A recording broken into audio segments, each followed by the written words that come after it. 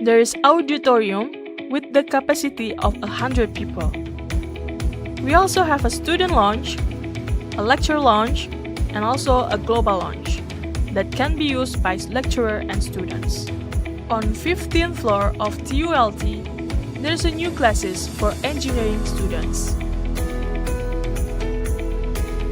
The international class also has a yearly 2-week credit earning program, which is also known as Global Learning Week, or in short, GLOW. During this program, lecturers from Telkom University and professors from universities in abroad collaborate to give us a better understanding of a subject in our academic course. Glories also have sharing session on international exposure programs and open discussion on travel documents. And lastly, there's also services like consultation and writing tutorial for students who need help with their writing proposal or theses. Hi everyone, I'm Athena from Informatics International class. Why did I choose Telkom University? Well, because I want to explore the world, and here I can meet people from all different kind of backgrounds.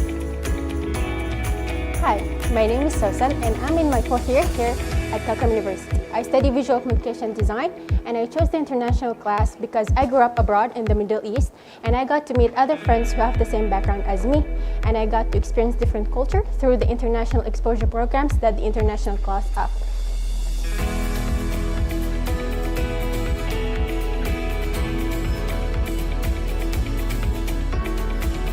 Hello everyone, I'm Abir Alifaz. I'm from Bangladesh and I am studying in visual communication design in Telkom University. I know about Telkom University from 2015 from my brother, and I always wanted to study abroad. So I researched about Telkom University and its international classes, and I wanted to study something related, design related, and I saw Telkom University has visual communication design international class, so I decided to join this class in Telkom University. Hello international students, my name is Muhammad Alif Musyafa. I'm from Communication Science and I am also part of Student Volunteer Batch 3. Now, Student Volunteer help SEIO to organize activities for international class students by arranging the activities such as workshops, sharing sessions, farewell party, student orientation, and various competition. Hello everyone, my name is Zaki Maulana and I am here in Telkom and I study visual communication design. The reason I chose international classroom instead of the regular one is because I can, well, let's just say I can show off my English skills to lecturers and fellow students, and I also can get international exposure. We will continue to support your achievement with a variety of academics and non-academics program and activities that will enhance your hard skill and soft skill. Okay guys, I conclude by offering you some simple advice for how to make the best of experience here. At international class, share your knowledge and skills. Don't keep them to yourself. Challenge yourself and your peers on daily basis. Embrace one another passion for children education communities policy and practice observe everything. And above all, have fun. Best of luck to each and every one of you. Thank you.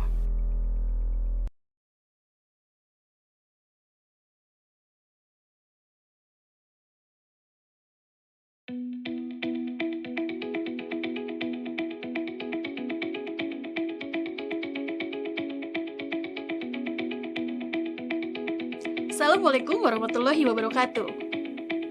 Hello everyone, greetings from Bandung, West Java. I am Idola Perdini Putri, Director of Postgraduate and Advanced Learning at Telkom University. It is my great pleasure to welcome you all to our university. In the International Class Academic Office or ICAO, we strive to create meaningful collaboration and academic opportunities.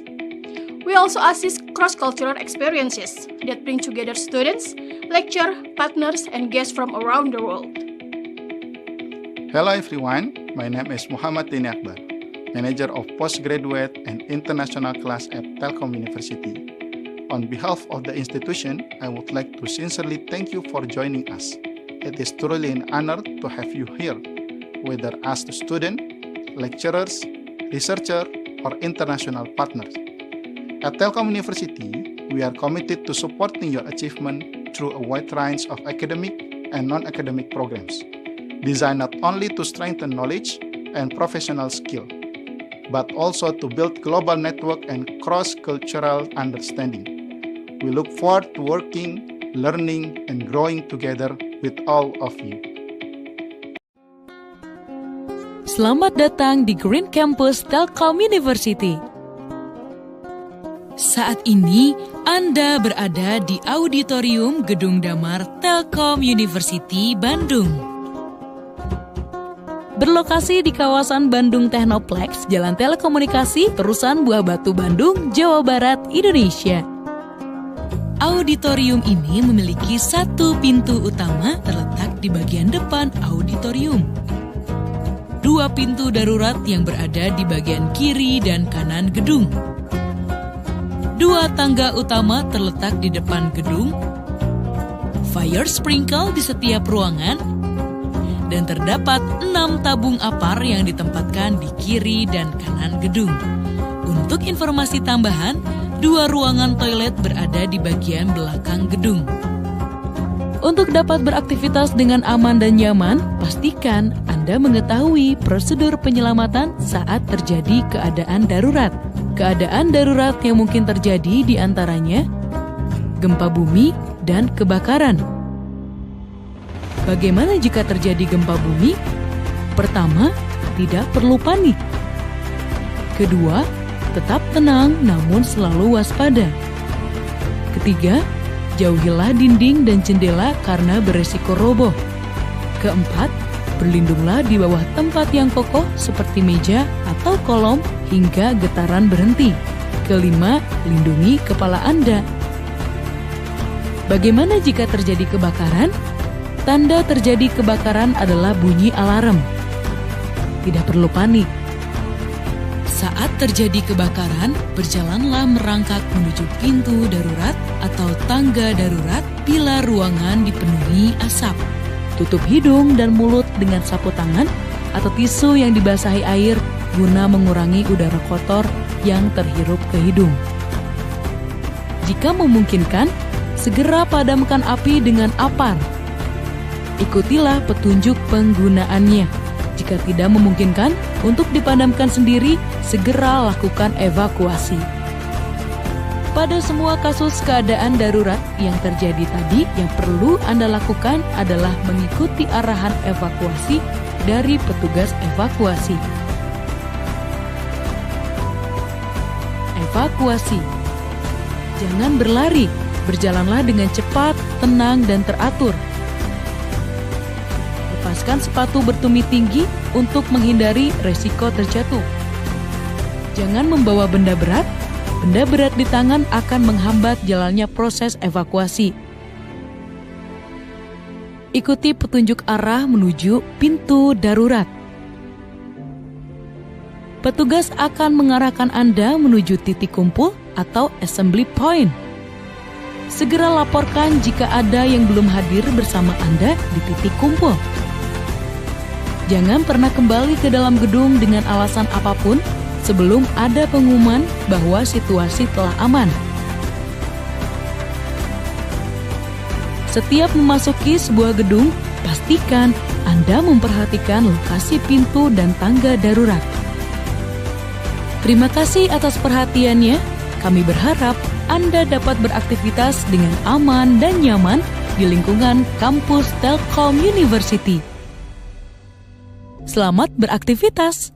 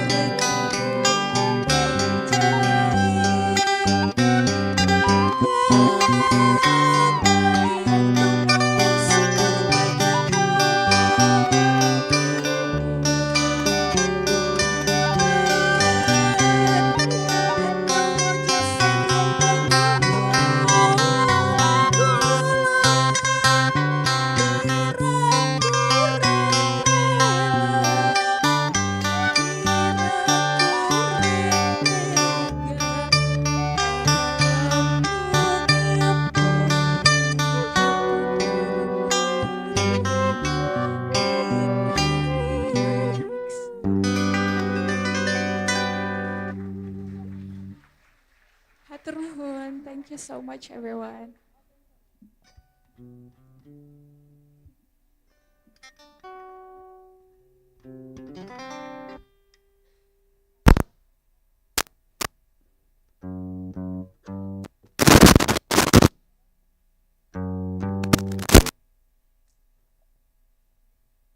Good morning, everyone.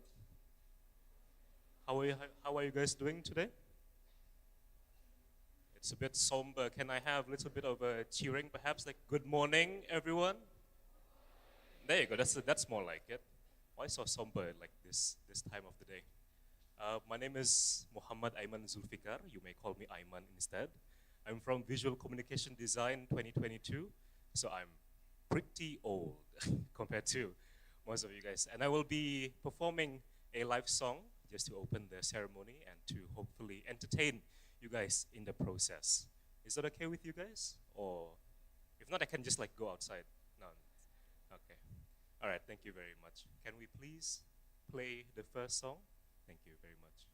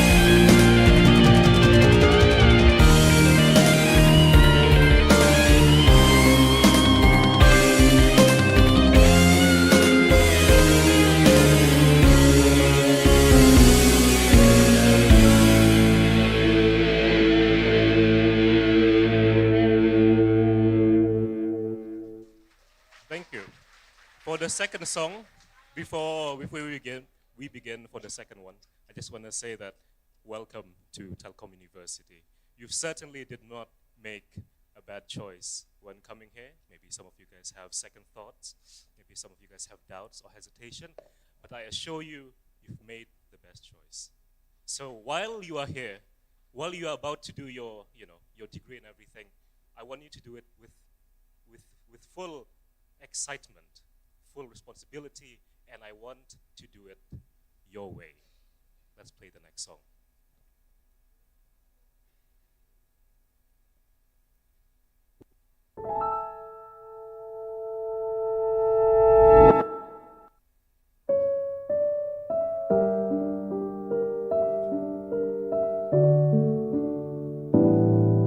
And now the end is near, and so I face the final curtain. My friend, I've said clear, I've stated my case, of which I'm certain. I've lived a life that's full. I've traveled each and every highway, and more, much more than this. I did it my way. Regrets, I've had a few, but then again, too few to mention. I did what I have to do, and I saw it through without exemption. I planned each charted course, each careful step along the byway, and more, much more than this. I did it my way. Yes, there were times, I'm sure you knew, when I bit off more than I could chew. But through it all, when there was doubt, I ate it up and spit it out. I faced it all, and I stood tall and did it my way. I've loved, I laughed and I cried. I've had my fill, my share of losing. And now, as tears subside, I find it all so amusing to think I did all that. And may I say, not in a shy way. Oh no, not me. I did it my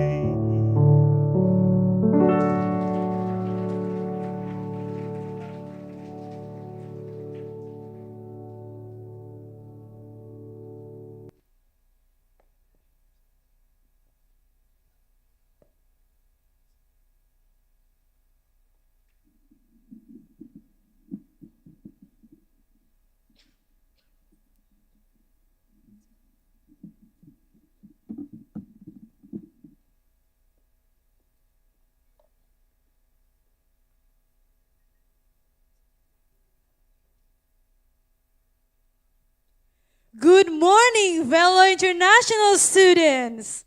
Welcome to International Class Student Orientation 2025, Shaping a Global Mosaic. Wow, what an amazing performance by Kia and Ayman. Don't you think so? I'm absolutely agree, Alia. I'm amazed with the harmony that Kia and Ayman gave on the stage and the energy.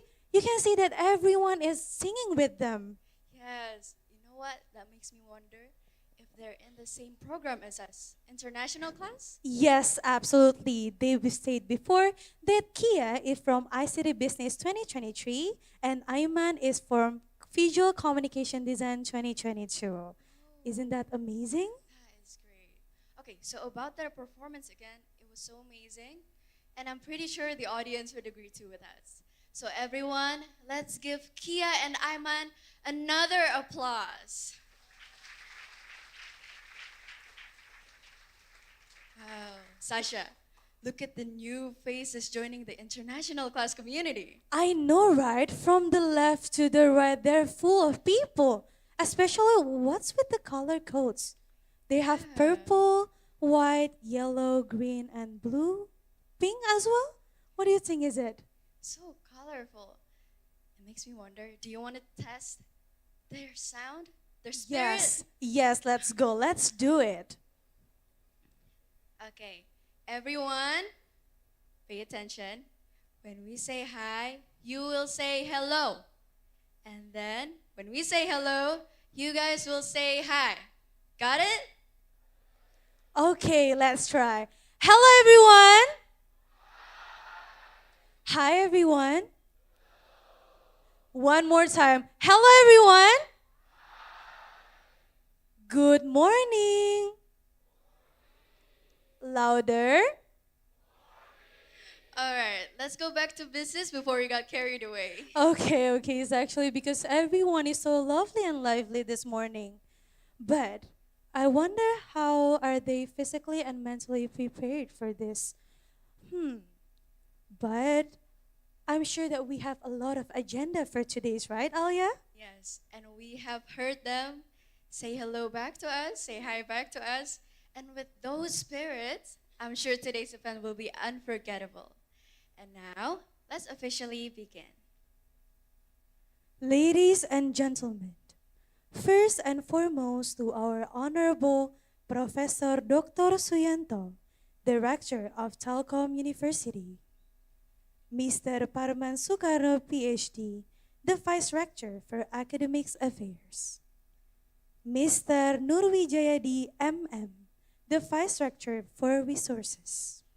Professor Ratri Wahyuning Tias, Vice Rector for Admission, Student Affairs, and Alumni.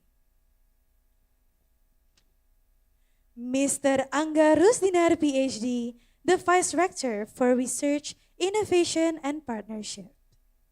Board of Dean and Vice Dean Faculty, Board of Director, Board of Head Study Program, Board of Secretary and PIC of International Class Academic Office, International Office, distinguished guests, faculty member, and beloved international class students of Telkom University.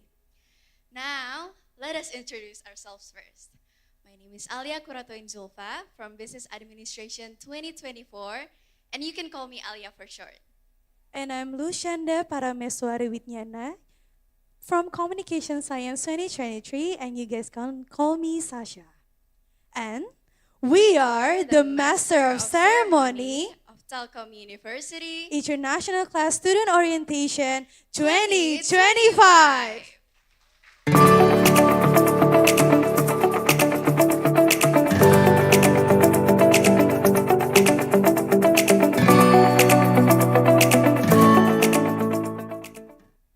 Alia, what do you think about this amazing event before we start? Should we try out our tagline? I think that is such a clever idea. Should we try it now? Yes, of course. Let's go, Alia. Okay, everyone, listen up, please. When we say International Class Student Orientation 2025, you guys will answer with placing the pieces united in color. One more time. When we say International Class Student Orientation 2025, you guys will respond with placing the pieces united in color. Are you guys ready? Okay, I think we should try now. Let's go. 1, 2, 3. International Class Student Orientation 2025. Okay, good job everyone. Let's give applause to all of us. Oh yeah, I think everybody is ready for this amazing event. Okay, before we start this event, let us pray together according to our own beliefs. Prayer begin.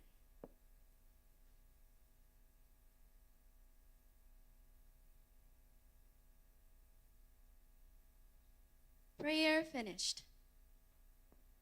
The next session will be singing the national anthem Indonesia Raya and followed by Mars Telkom University. Ladies and gentlemen and beloved students of international class, we kindly ask everyone to rise up.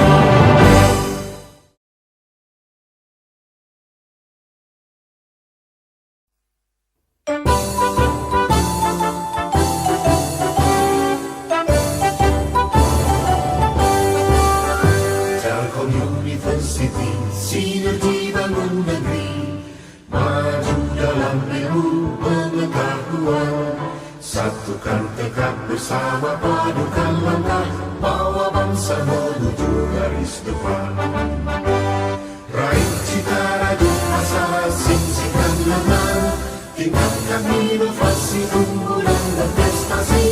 Semua demi keluhuran bangsa, masyarakat adil sejahtera. Laksanakan pendidikan dengan semangat pengabdian, ciptakan kehidupan gemilang. Telkom University, kebanggaan Pertiwi, maju dengan karya, berperan bagi bangsa, bagi Indonesia, bagi dunia.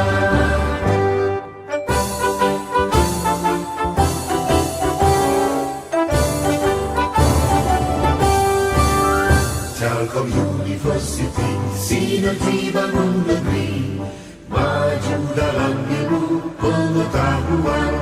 Satukan tekad bersama, padukan langkah, bawa bangsa menuju garis depan. Raih cita rajut asa, sing-singkan lengan, tingkatkan inovasi, unggulan berprestasi. Semua demi keluhuran bangsa, masyarakat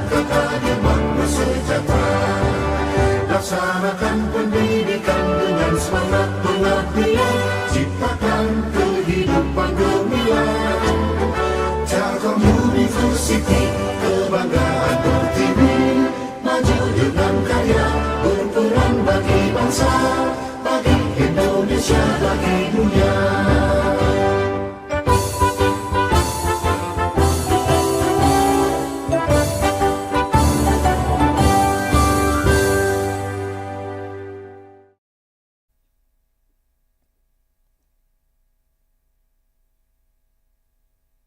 Thank you everyone for pouring your heart out into singing the national anthem and Mars Telkom University. You're all welcome to sit back down.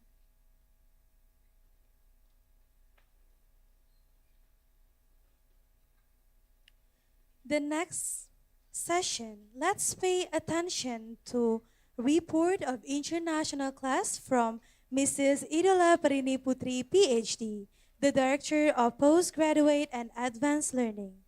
To Mrs. Idola Perini Putri, PhD, the place is yours.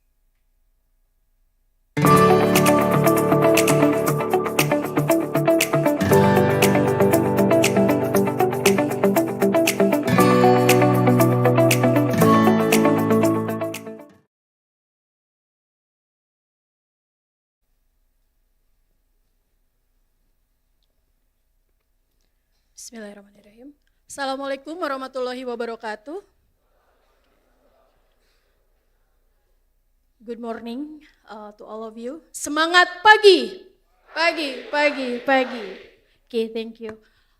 Honorable Rector of Telkom University, Vice Rector of Telkom University, and also respected deans, vice deans, heads, and international class secretary of study programs, PIC of international class, lectures, and also our supporting unit, the International Office, Language Center, International Class Academic Office, and our beloved new student of International Class Batch 2025. Welcome, all of you. It is my great pleasure to welcome all of you to the student orientation of International Class 2025. Today, we begin not only our academic journey, but also a cultural and global journey that will shape your future as a young leaders in digital era. My name is Idola Pardini Putri. I am Director of Postgraduate and Advanced Learning. And in this opportunity, please allow me to deliver the international class report. Okay, since international class establishment in 2009, you can see, maybe next.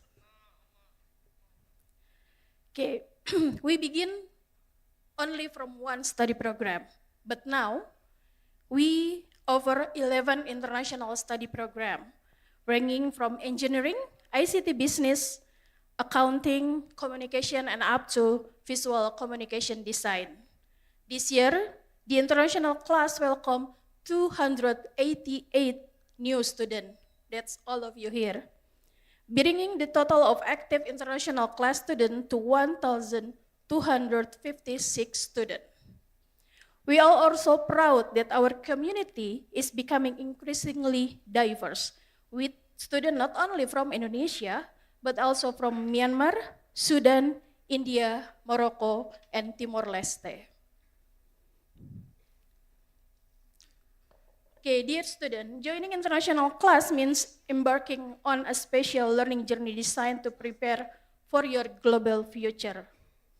You can see in your first semester and second semester, you will take part in English Synergy Program ASIP, which will strengthen your academic English and communication skill. This will be your foundation to engage confidently in a global academic environment. And along the way, as you can see in the picture, in your fourth semester, you will begin to prepare your international mobility. You can choose any country that you want to go for your experience in international exposure. During your fifth and sixth semester, many of you will be offered an opportunity to studying abroad. There is some study program that give you an option to join a double degree program, which will do in 1 or 2 years. And then also student exchange program for 1 or 2 semester. And of course, there's also short programs such as summer school, winter school, and education trips.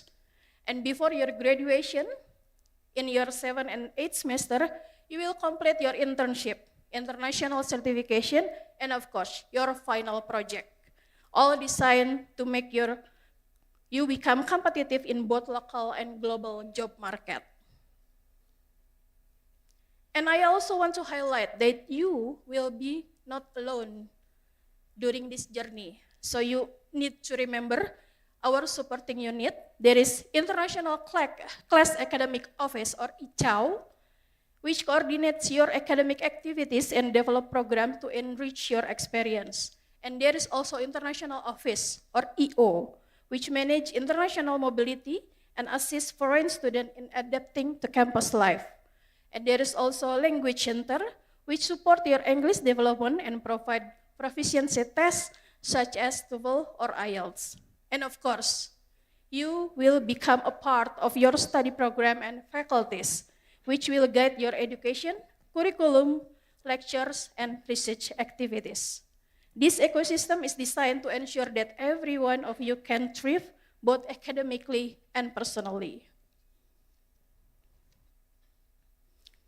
In international class, there is also our international class signature program.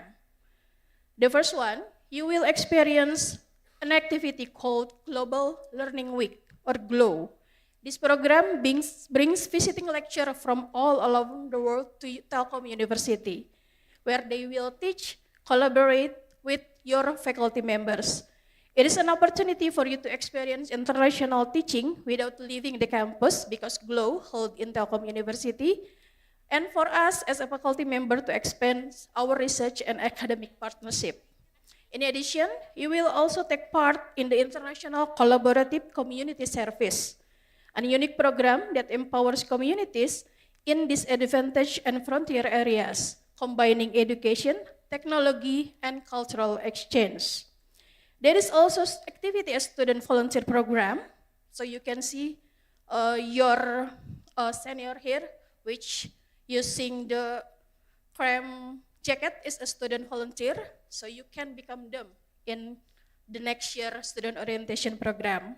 And also there is seasonal international experience program.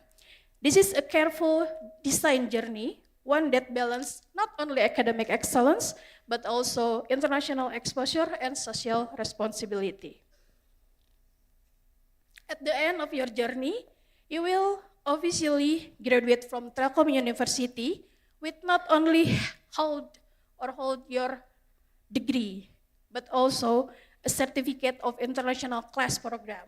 So you can see there will be a description of your activity that compiles all the international programs you have completed from Global Learning Week, International Mobility, Community Service, Internship, and Certification. It will serve a strong recognition of your global competencies and a valuable credential for your career. Okay, dear students, I can see your face, which hopefully exciting to do the journey along with us. So international class is not just about studying in English. It's not also only about going abroad, but it is about you confidently becoming part of a global community. So please build friendship across the cultures, the countries, and prepare yourself to be leaders in a world that increasingly interconnected, because now you can easily reach everyone outside Indonesia. I encourage you to stay curious, embrace this challenge, and please use every opportunity that Telkom University prepare and offer you, so you can have a meaningful journey. The journey maybe not always be easy.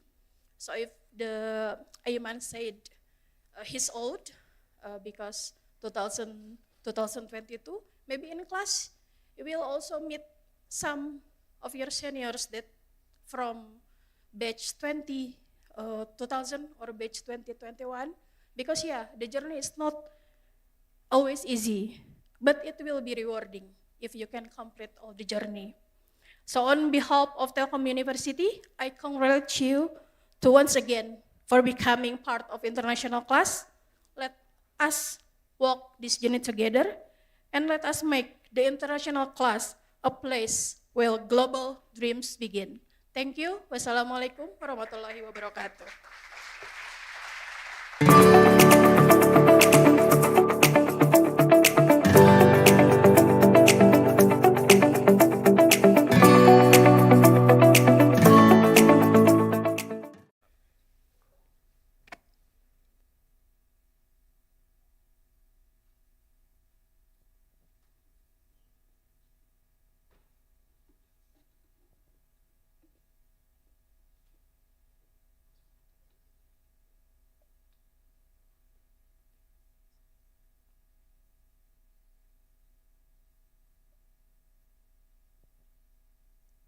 Next, let us introduce to the Board of Head Study and Secretary of International Class. To the Board of the Head Study and Secretary, you may come up to the stage.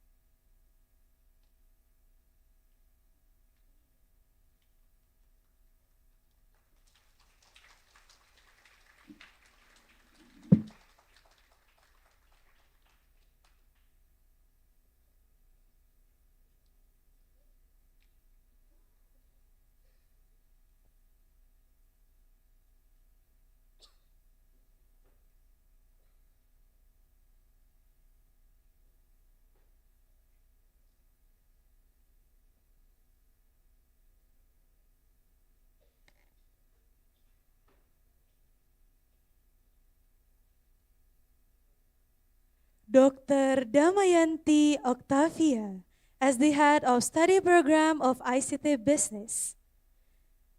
Mr. Abdurrahman Faris Indra Himawan PhD as the Secretary of Study Program of ICT Business. Dr. Ahmad Yunani as the Head of Study Program of Business Administration. Dr. R. Amalina Dewi Kumalasari as the PIC of International Class of Business Administration. Dr. Dini Wahyu Hapsari as the Head of Study Program of Accounting. Mrs. Wahdan Arum Inawati MAK as the Secretary of Study Program of Accounting. Dr. Rana Akbari Fitriawan as the Head of Study Program of Communication Science. Mr. Abdul Fadli Kalaloi MA as the Secretary of Study Program of Communication Science. Mr. Arif Budiman MSN as the Head of Study Program of Visual Communication Design.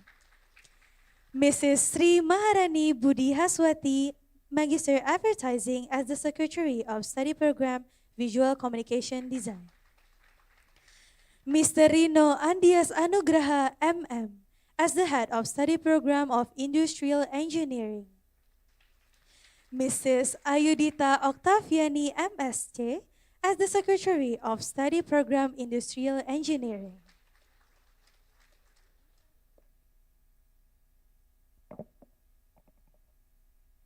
Mr. Taufik Nur Adi, PhD, as a Head of Study Program of Information System. Mr. Iqbal Yulizar Muhti, PhD, as a Secretary of Study Program of Information System. Dr. Leana Vidya Yovita, as a Head of Study Program of Telecommunication Engineering. Mr. Doni Putra Setiawan, PhD, as a Secretary of Study Program of Telecommunication Engineering. Mr. Husnani Muhtar, PhD, as a Head of Study Program of Electrical Engineering. Mr. Heru Shah Putra, MSc Engineer as the PIC of Mr. Heru Syahputra, MSc Engineer, as the PIC of International Class of Electrical Engineering. Dr. Mahmud Dwi Sulistyo, as the Head of Study Program of Informatics. Dr. Kurniawan Nur Ramadhani, as the Secretary of Study Program of Informatics. Dr. Aji Gautama Putrada, as the Head of Study Program of Technology Information. To our honorable representatives of each major, please come up to the stage.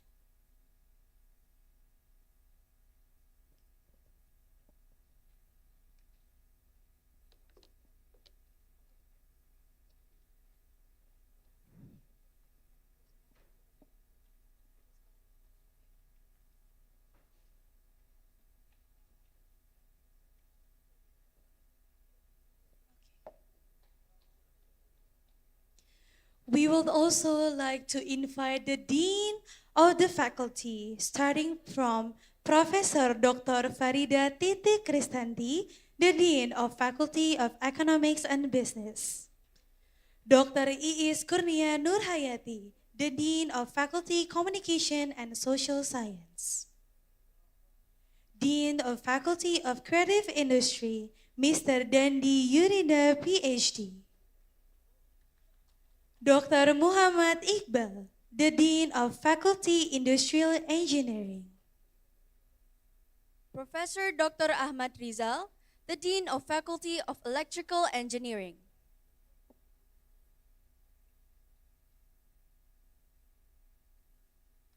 Dr. Kemas Muslim Laksamana, Dean of Faculty of Informatics.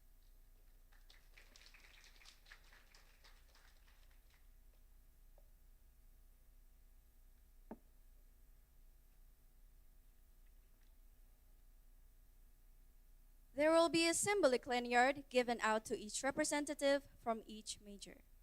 To the head of secretary of each major, we will do the lanyard giving together on the count of 3.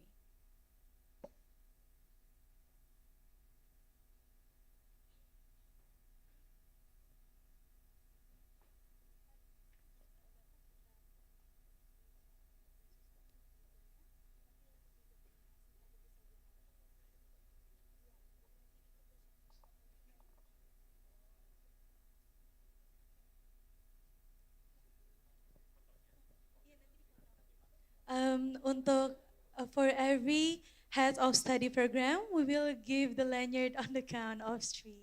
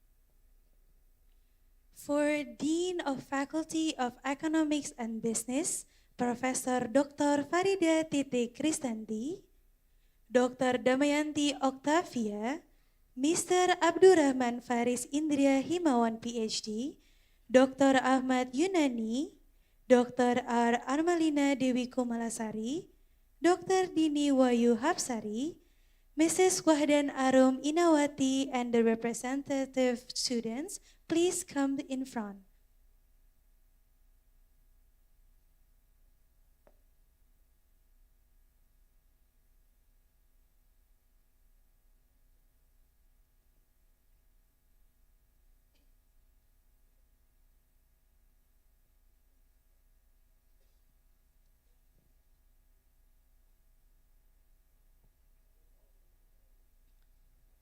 Okay, for the student will be kneeling down and continued with the other representative.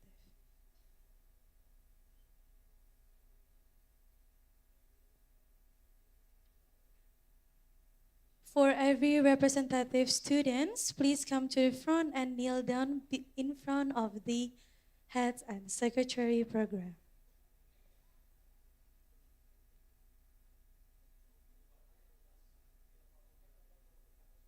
Semua.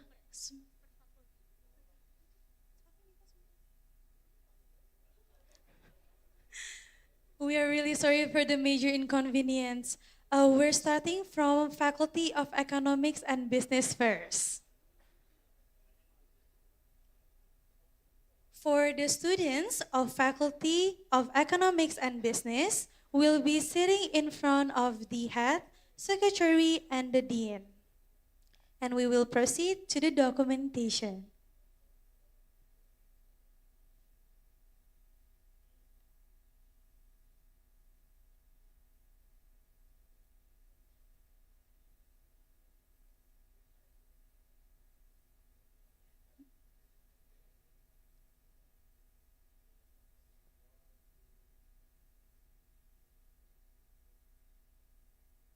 Thank you very much. The Dean of Faculty Communication and Social Science, Dr. Iis Kurnia Nurhayati. Dr. Rana Akbari Fitriawan, the Head Study Program of Communication Science. Mr. Abdul Fadri Kalaloi, MA, the Secretary of Study Program on Communication Science. And the representative students of Communication Science, you can come in front to take a documentation.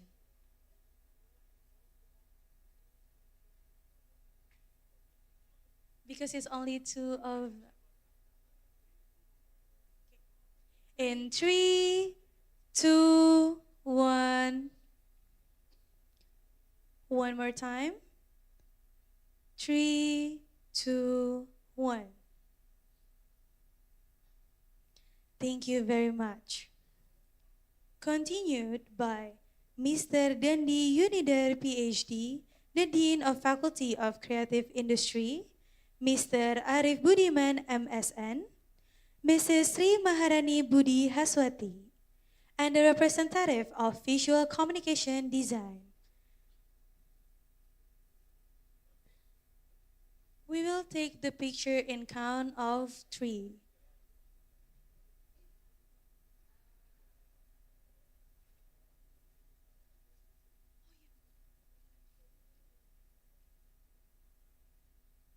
One, two, three. Okay, thank you very much. Continued by Dean of Faculty Industrial Engineering, Dr. Muhammad Iqbal, Mr. Rino Andias Nugraha, MM, Mrs. Ayudita Octaviani, MSc, and the representative student of Industrial Engineering, followed by Information System.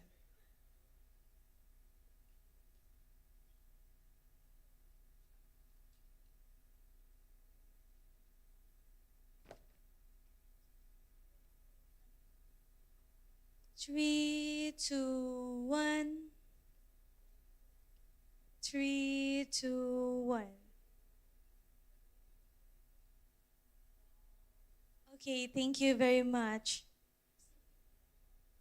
The next faculty would be the Faculty of Electrical Engineering.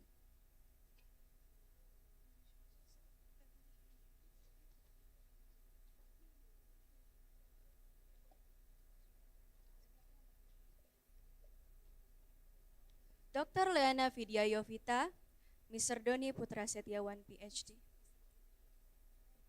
Professor Dr. Ahmad Rizal, Mr. Husneni Muhtar PhD, Mr. Heru Syahputra MSc Engineer, and Mr. Willie.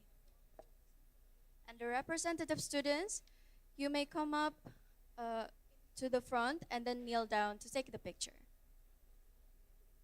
1, 2, 3. 1, 2, 3.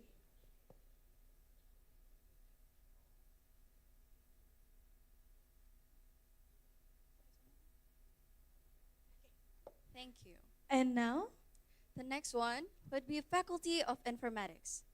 Dr. Kemas Muslim Laksamana, Dr. Mahmud Dwi Sulistyo, Dr. Kurniawan Nur Ramadhani, Dr. Aji Gautama Putrada. To the student representative, please kneel down in the front. We will take the picture on the count of 3. 1, 2, 3.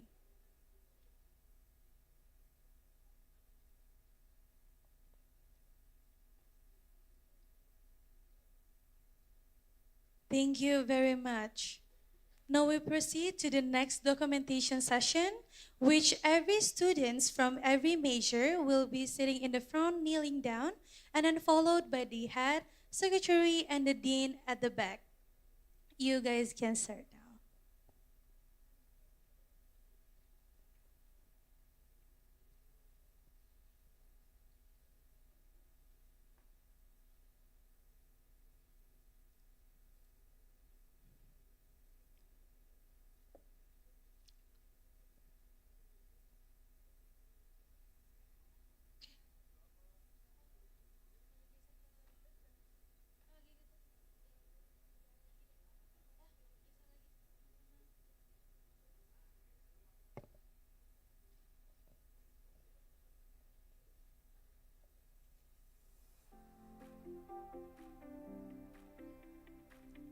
We'll take the picture on the count of 3. 1, 2, 3. 1, 2, 3. Thank you very much for the heads, dean, and secretary. You can get back to your seat. And for the representative, you may back to your seat as well.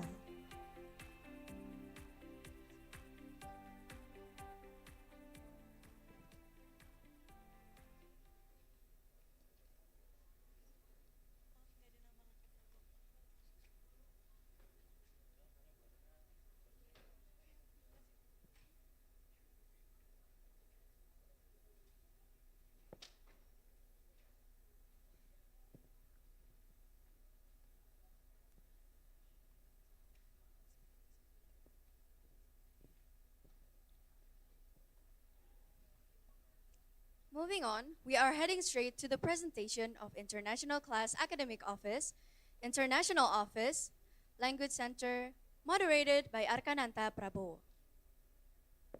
For Arkananta Prabowo, the place is yours.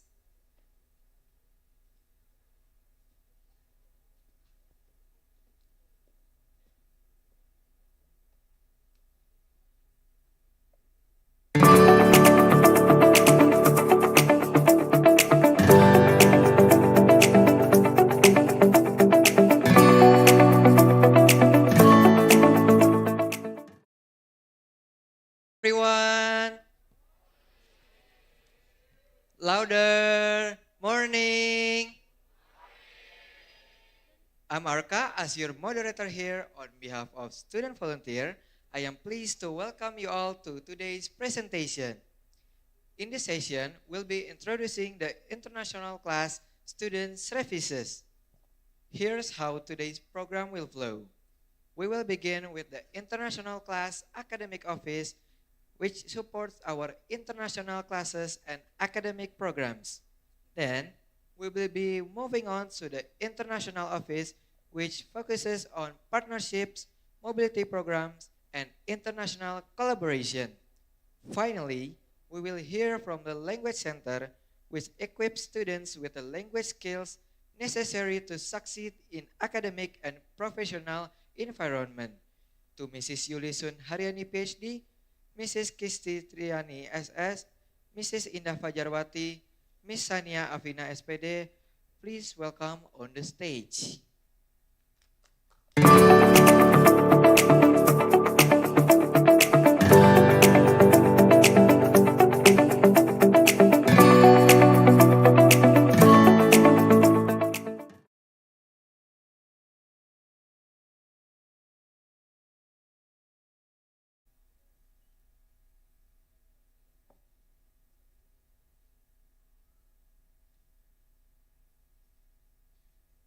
It is now my pleasure to invite our first presenter, Mrs. Yulisun Haryani PhD, to share more about the International Class Academic Office and the important services it provides.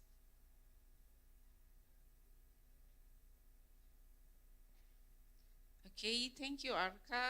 Assalamualaikum warahmatullahi wabarakatuh. I think the spirit's a little bit low. So when I say hi, you guys will say hello. And when I say hello, you guys will say hi. Hi? Hello? Hi, hi? Hello, hello? Hi, hello? Hello, hello, hi? Hello, hello, hello, hello, hi? Okay, please give applause to everybody.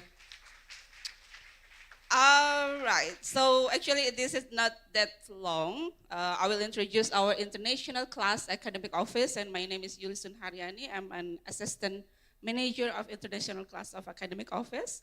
So if you guys come into the Tokong Nanas building or GKU, Gedung Kuliah Umum, which is mostly you guys will take class over there. So you will meet us ICAO staff over there. So I will explain about the ICAO and International Class Student Journey. Please, next slide. So as Bu Ola mentioned before, so you guys will supported by 3 units and also be a part of the study program and faculty. So you are not alone to doing this journey. So there are a lot of people who support you to finish your international class in Telkom University. So I am from the International Class Academic Office, which is responsibility about the classes, facilities, and also for the programs such as this one is organized by ICAO about the farewell gathering when you are graduate. We also managing that one, and we also managing the glow that also mandatory for you. Yes, for the next slide. Next. Okay, this is our primarily focused program. Next. So this is our team, Bu Idola, Pak Denny as a manager, me as an assistant manager, and you guys will support it by these 4 staff that will be closely support you about the facilities and another program. Mbak Emma, Mbak Gea, Mbak Dila, and also Mas Antares. Next. So this is our support for you about the facilities. So as you know, the international class students have the very specific class that you guys will mostly take the class in the GKU building 8th floor and 9th floor. And also you guys will take maybe some of the engineering student will take the classes in the TULT building and also take some classes in the faculty and study program, but mostly you guys will take the class in the GKU building 8th and 9th floor. 8th and 9th floor is specially for the international class student. So no regular student will take the class over there.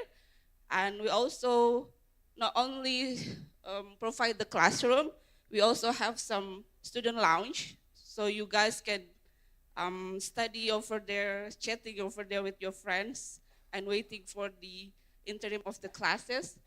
We also have some consultation room.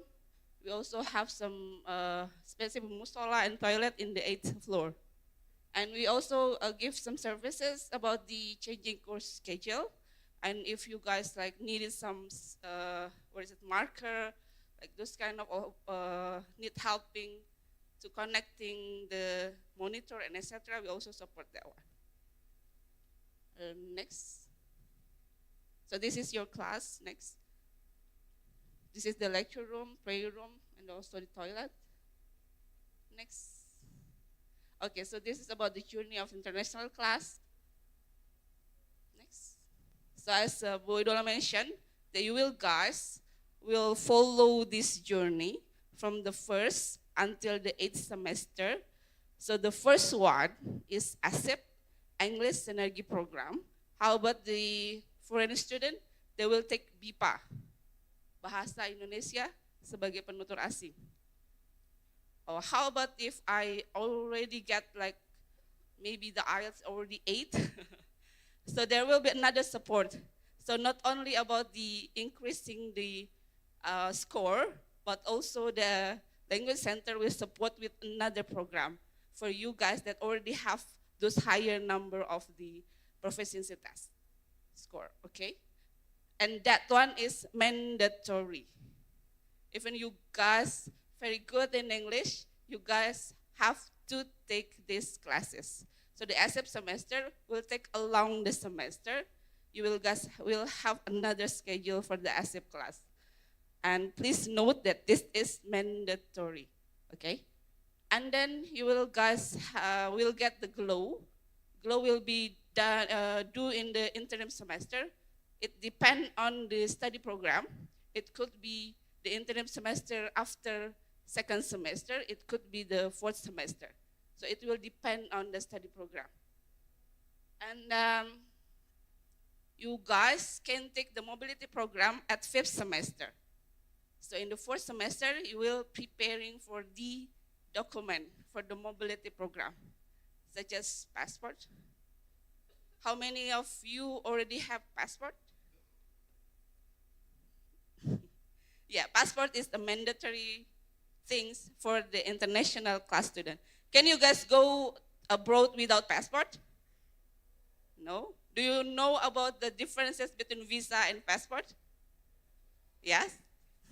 Which one is mandatory? Passport. How about visa? You could go some country without visa. It could be like e-visa, like this kind of, but passport is mandatory. So passport have like the duration is very long. So you guys can making since the 1st semester. Don't wait until the last semester to making passport. You guys can make the passport from the 1st semester or 2nd semester. If you guys not getting, you don't have the passport yet. And making the passport, you can do this in Bandung, even if you are not Bandung. You are not from the Bandung, you can making in Bandung. So you guys don't have to worry about that. And you guys can take international mobility, go abroad with the choices, the joint degree, double degree exchange program or ICCS program in 4th or 6th semester. And then you guys will take the internship, the interim, and you guys will take the international certification, maybe a 7th and 8th semester. And then you guys do the final project, thesis, and then we will graduate if you are following this line. Next slide.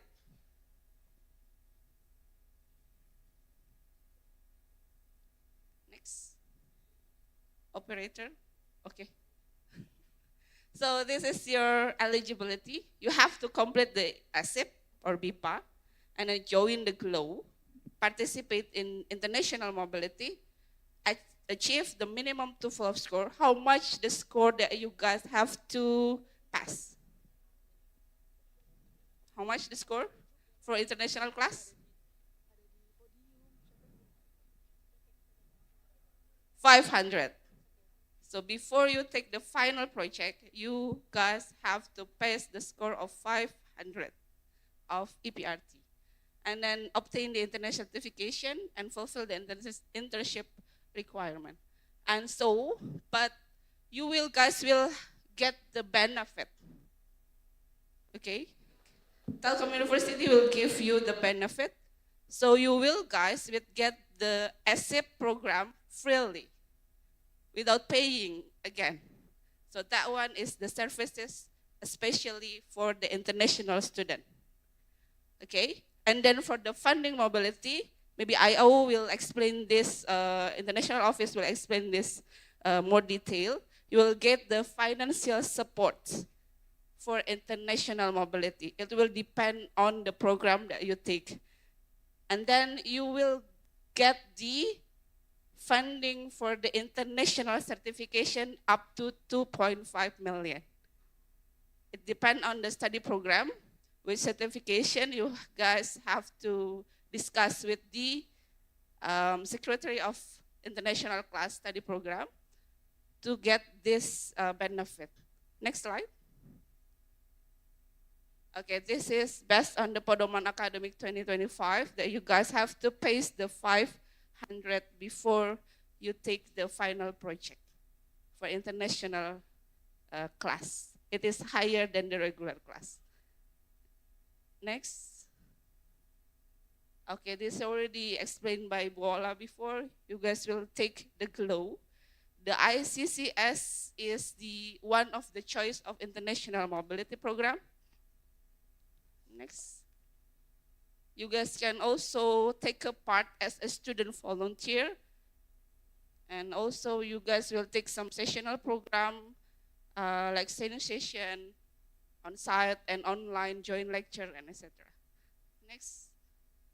Okay, this is about the certificate that you will get after you finish your study. Next. Okay, this is prohibition for Telkom University student. Do not smoking inside the Telkom University area. Do not engaging in fight. Do not engage in activities unrelated to learning during class hours. Having appearance that contradicts with moral norms. Do not engaging in sexual harassment, whether verbally or non-verbally.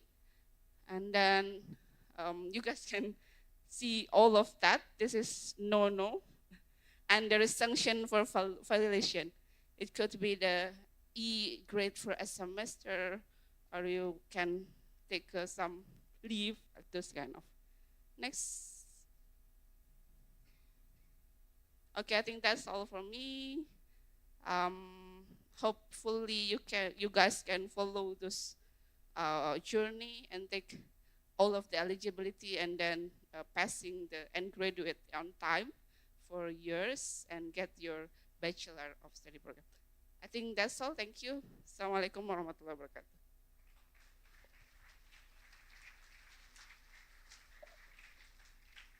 Thank you very much, Mrs. Yuli, for that informative presentation.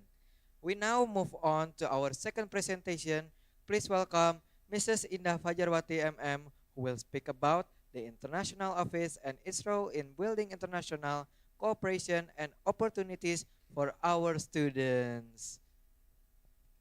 Let's give it applause, guys. All right, thank you so much. Assalamualaikum warahmatullahi wabarakatuh. Yang kami hormati Bapak Ibu Dekan, Ketua Program Studi dan Sekretaris Program Studi, and all of you new international class students, always welcome to Telkom University. It's very nice to see your new faces in this building. So I'm Indah from the International Office.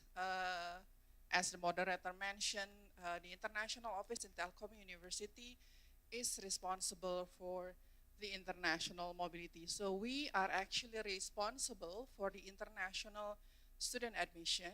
Do we have the international student here in this building?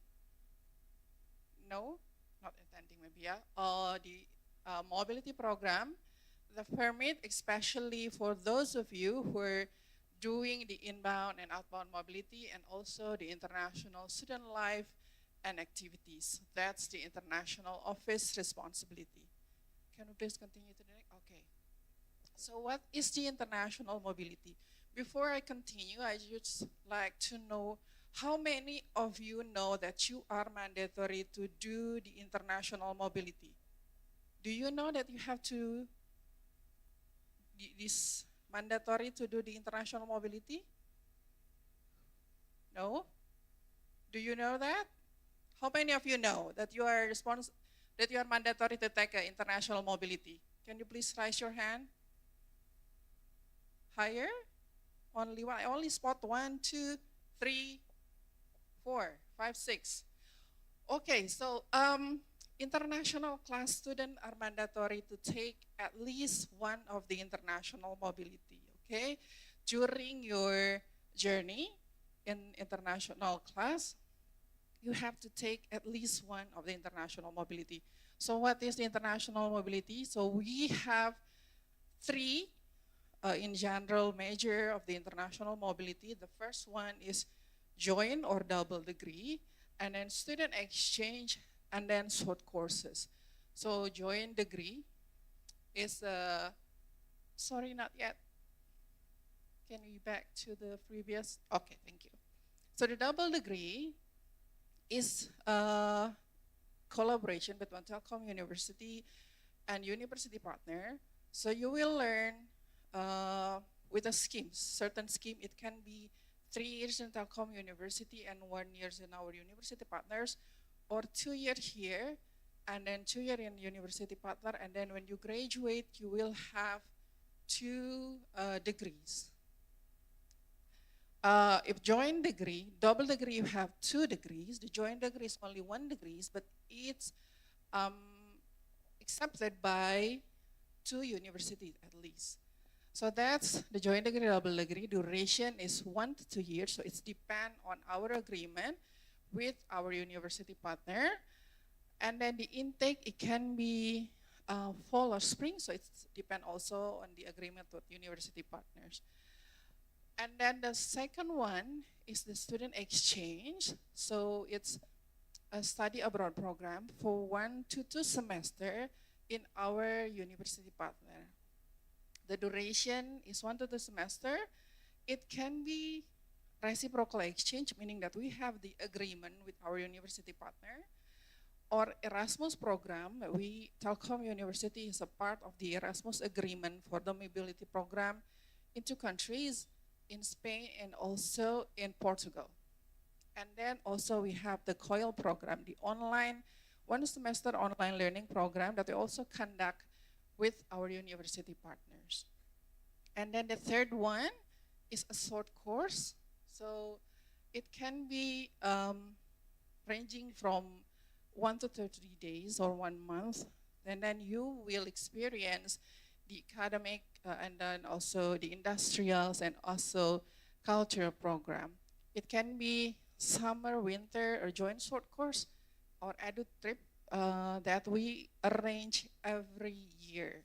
Okay, can we go to next, please? Okay, so this is the requirement that you have to prepare. If you want to choose the double degree, joint degree, then mean that you have to always be an active student of Telkom University, and then the GPA, you have to maintain at least 3, or it can be different if the university partner require you to have more than 3, okay? And then you have to be in the 4th or maybe in 6th in a time of application. It can be different if also we have another agreement with our university partners. And the English proficiency test, it can be IELTS or TOEFL. Some of the universities also accepting Duolingo. So prepare for this if you want to join the double degree or joint degree. And then for the student exchange, also the same. You can join the student exchange in your 3rd semester, and then the English proficiency test also the same. And then for the short course, I think it's easier because it's a short course, so there's as long as you're fluent in your English and you're active student, you can join a short course.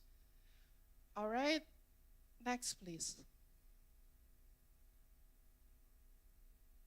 All right. So this is the fees or the support that we give to you as your international student. If you are a joint degree or double degree students, you will pay fees to to our university partners.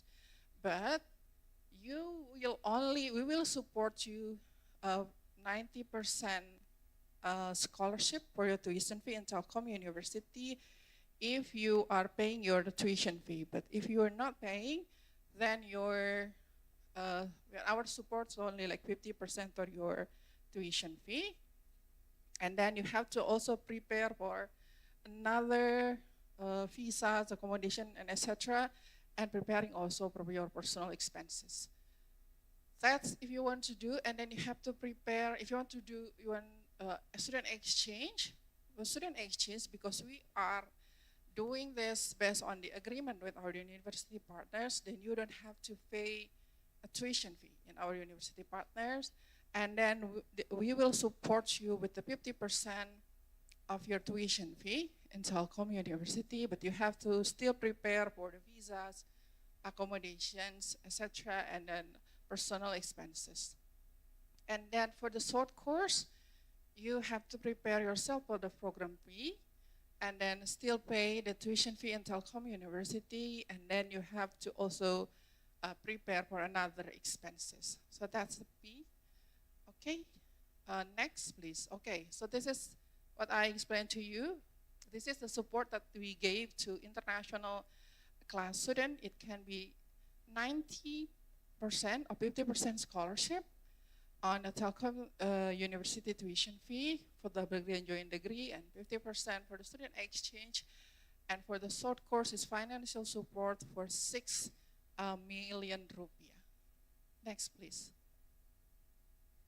Okay, so this is the partner university for joint degree, double degree. We can share it, but not gonna explain you a detail. Next, please. Okay, this is for the student exchange, so you can choose the university partner in several countries. Thank you, next. So this is, for example, how we share about, for example, the student exchange. So we will share this to you through our international office social media, ICAO social media, and also your study program.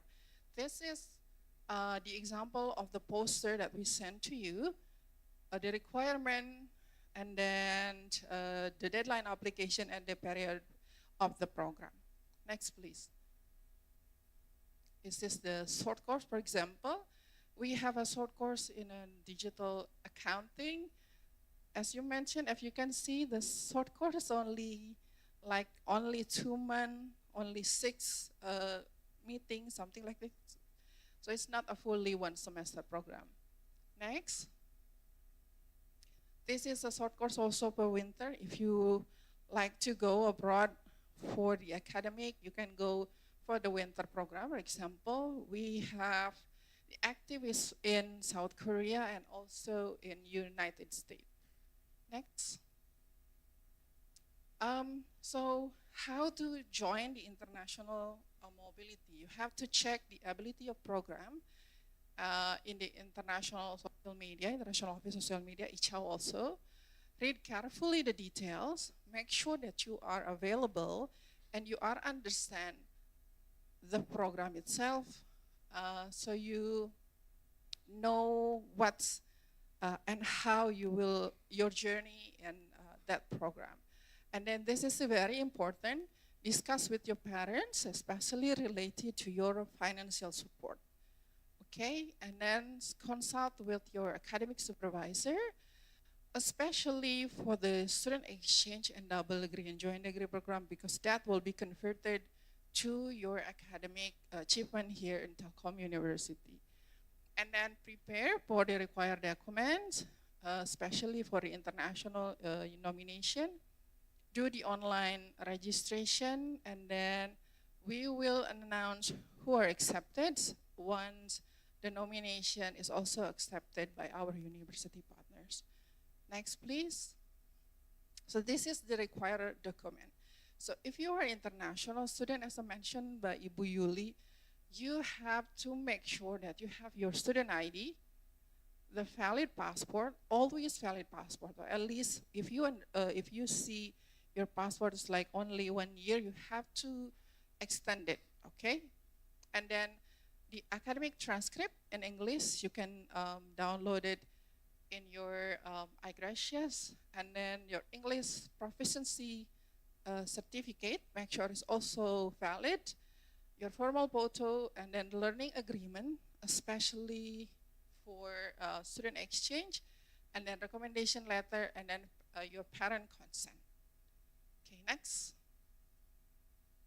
So this is the requirement for visa. It can be different in several countries, but I think what I want to highlight is your bank statement and also bank reference. Some countries, especially in Europe, Japan and South Korea, will require you to have a certain amount of money in your deposit. So if you want to, for example, right now you decided to take student exchange or double degree program, talk to your parent, discuss about it, and make sure that there will be a certain amount of money ranging from 50 million, to 100 million that requires for the visa process. So that's the notes that I have to mention about the required for visa. Next. So this is the business process. Okay, so every mobility program will start with the internal registration. So we in the international office will be responsible for the internal registration. And then there will be an internal selection that will be responsible by ICHAO and also the study program. And then once we have the recommendation, we will submit the nomination to our university partner. And then once it's approved, we will guide you to the registration process to our university partner. And then if you're done and you got the admission, we will also do the pre-departure. So departure we also do. And then once you return to Telkom University, when it's done, you have to submit your certificate or your transcript for the program recognition. Okay? Next, please. So this is just the implementation, just to give you a picture on how the double degree is done. Next. Also the same for the student exchange. Next. And then also for the short course. Next. Okay, this is also for the EduTrip.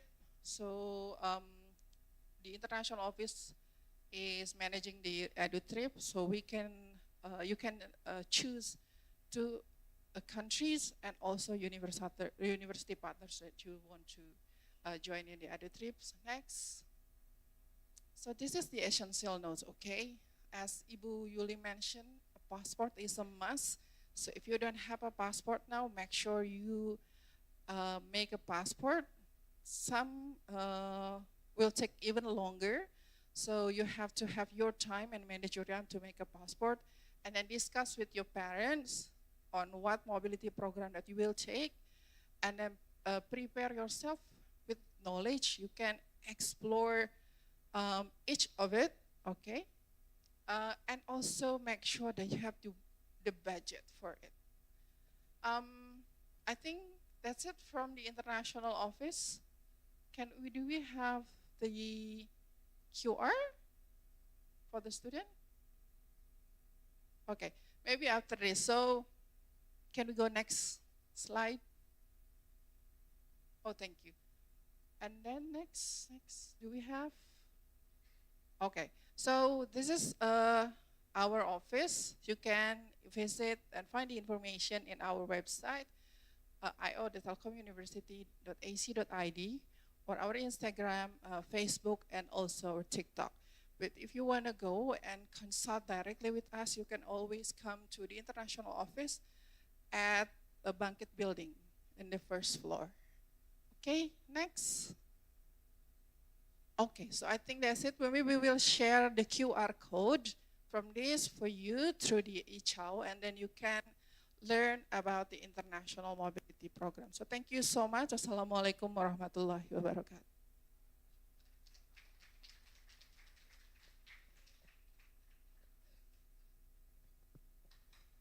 Waalaikumsalam warahmatullahi wabarakatuh.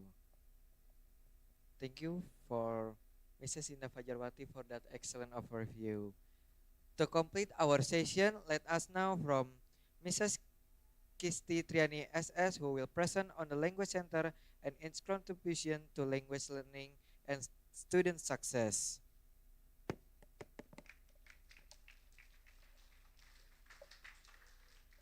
Oke, Assalamualaikum warahmatullahi wabarakatuh. Waalaikumsalam warahmatullahi wabarakatuh. The Honorable Dean in Telkom University, Director of Postgraduate and Advanced Learning, Head and Secretary of Study Program, and Head of International Office, and Head of International Class Affairs, Ibu Yuli. Okay. Good morning, everyone. Okay. Okay, I see some of you a little bit like sleepy, yeah? Okay. So please introduce myself. My name is Kisti Triani. I'm from Language Center. Yeah. In this opportunity, I would like to explain a brief overview about the Language Center services and programs that you will take as an international class students. Okay, next slide. Okay, I will explain what is ISIP, what is the goals, yeah, and then how long. Probably Ibu Yuli have mentioned this program before, and then what will you learn in this program, and then the timeline that you need to follow for this program. Okay, next slide. Okay, so what is ISIP? ISIP is English Synergy Program. It's a mentoring program to help improve the English skills of international class freshmen.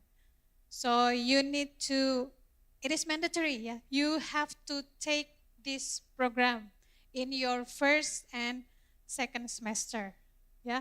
So based on the academic guidelines, it is stated that all new students of international class, it is mandatory to conduct or to do the SE program. Okay, next slide. Okay, what is the goal? Yeah, so the goal of SIP is to facilitate first-year students to be better prepared to actively take part in teaching and learning activities. So you probably are aware that in class you will learn using English. Yeah, so we here to help you and to support your language skills. Yeah, so that you become well prepared. Yeah. Okay, next slide. Okay, so this is the regulations. Yeah, probably Ibu Yuli have also showed this to you. So as for international class program, you are required to have 500. Yeah. So language center or the ASIP program will be your entry level, yeah, as a new student, yeah, in the first and second semester, yeah, entry ticket, yeah, entry ticket to do the SIP, yeah. Okay, so it is stated also specifically for international class students, in addition to meeting the requirements to paragraph 3, international students must pass the language preparation program or SIPs. And for foreign students, you have to take BIPA or Bahasa Indonesia as a foreign language. Okay, so probably I will explain as well. What if you already have a good English? Yeah, so we will provide you with the program that you need. Yeah. Okay, next slide. Okay, so the duration is first year. Yeah, in the first and second semester, you will have 2 weeks meeting 2 times in a week, yeah. And then one meeting consists of maximum 2 hours. Okay, next slide. Okay, so what will you earn in this program? So we have academic purposes. So we hope that this program will help and support your learning, yeah, in an international class. Yeah. Okay, so we have English for academic purposes, and which focuses on speaking skills or writing skills. Yeah.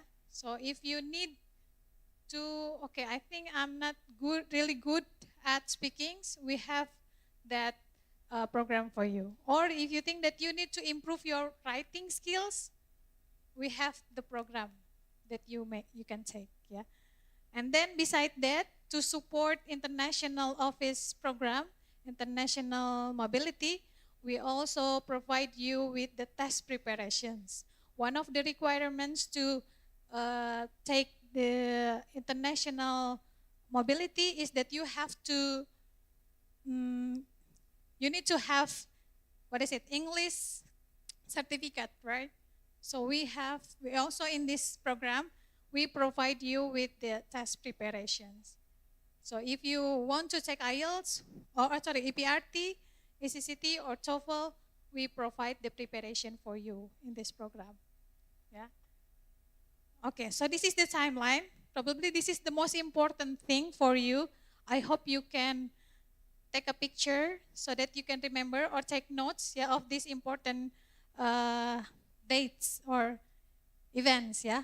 So in the end of September, you will have English proficiency test or ESIP placement test. Yeah, all students. It's not only for international class students. Yeah, all students in Telkom University will have EPRT tests. Yeah, but on 22nd of September, you will do EPRT on site in Language Center. Yeah.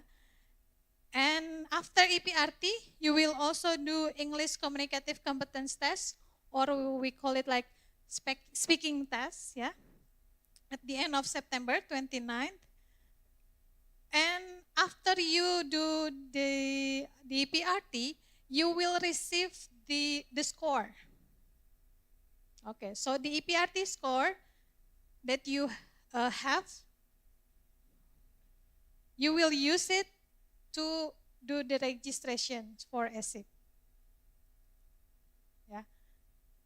Okay, so after the ESIP placement test, you have to register yourself for ESIP. Which class would you like to join or follow based on your EPRT or ECCT score? Yeah, so on 29th of September until 7th of October, the ESIP registrations. And the ESIP class will start at 13th of October until around December. Yeah, so it depends on the program that you take. Okay, so this is the Language Center. It's near Directorate Building, yeah, in Graha Cacuk Sudaryanto A or Building A. And you may contact me or contact LSC to get to know more about Language Center services or about ESIP program. Okay, I think the last slide. Okay, so this is the language services that we have in Language Center. We have the language test, language training, and then translations. Also English for specific purposes. We have the language courses, English test preparation, and then English for specific purposes. So in case you have planned to do international mobility to Korea, we have Korean course or another foreign language besides English. Okay, I think that will be all for me. Thank you. Assalamualaikum warahmatullahi wabarakatuh.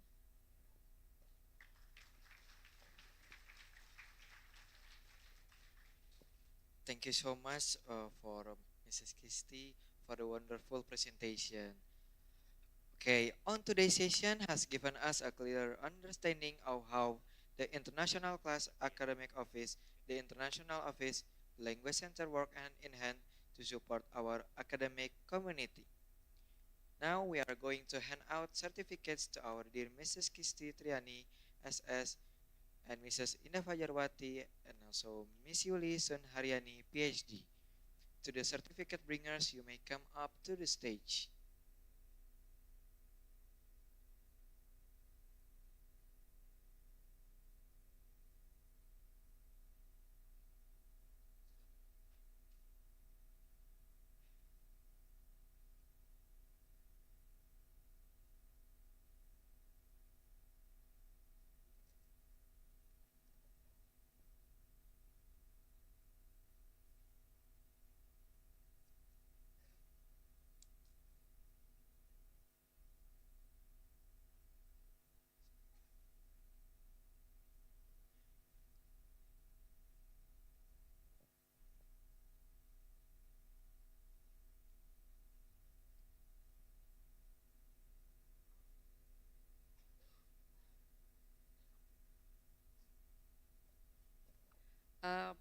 For Pak Ahmad Rizal.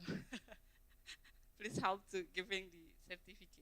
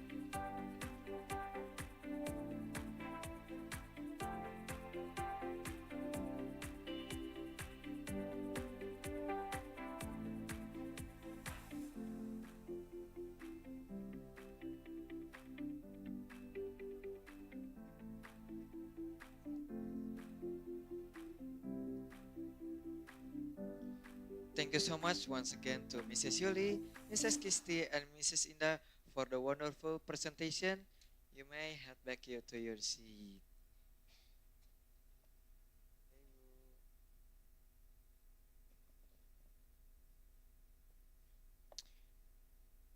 Moving on, now the next agenda will be covered by our Master of Ceremony.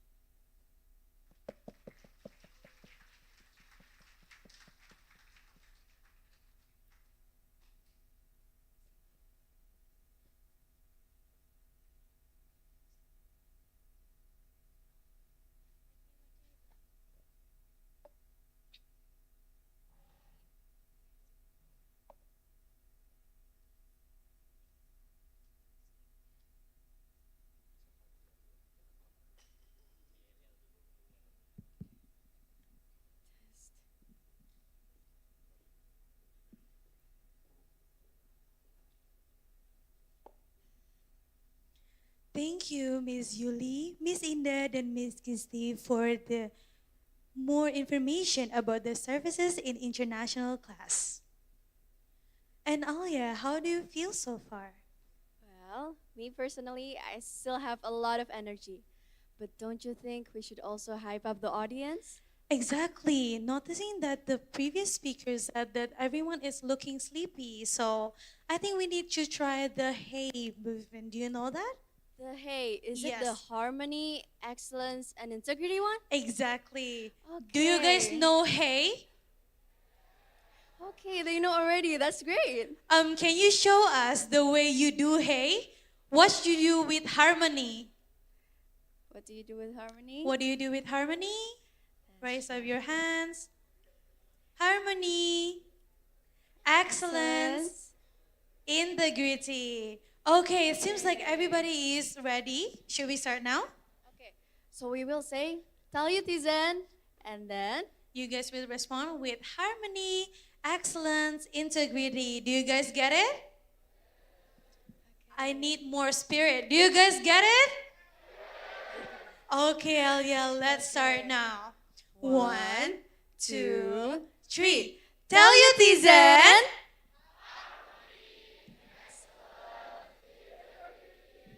Give a round of applause for everyone. One more time, people. We need more spirits, actually. When you say Talyutizen, response with? Use the gestures, okay? Make sure to use the gestures. Use harmony, your gesture. Excellence, integrity. Okay, should we try it again? One more time. Talyutizen.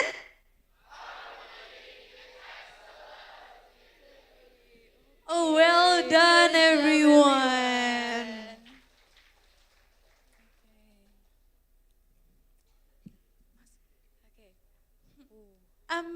Friends, actually, I'm wondering why do you guys wearing a different color shirt? What does it mean? Can anyone raise their hand and answer? What is the meaning of the color of each groups do you have? What is yellow, what is green, and why do you use a different color? Okay, I think we should start with purple. Yeah. What is the mean of purple, friends? Can we know your major?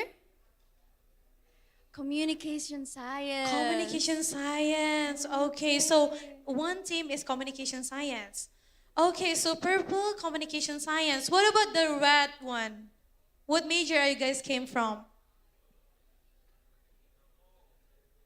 Telecommunication. Okay, what about the yellow one? Okay, everyone, pay attention. Hello, everyone. Attention, please. Right now, we have our rectors and vice rectors joining us. Thank you for vice rectors for coming to the International Class Student Orientation.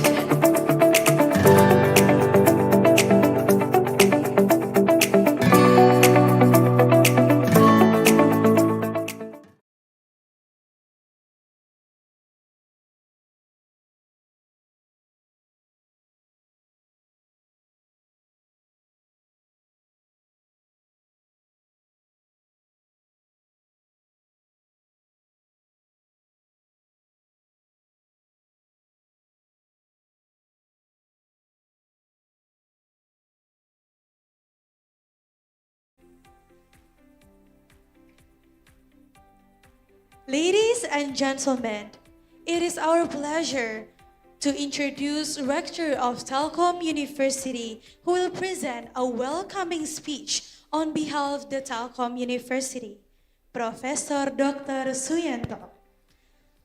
To Professor Doctor, the place is yours.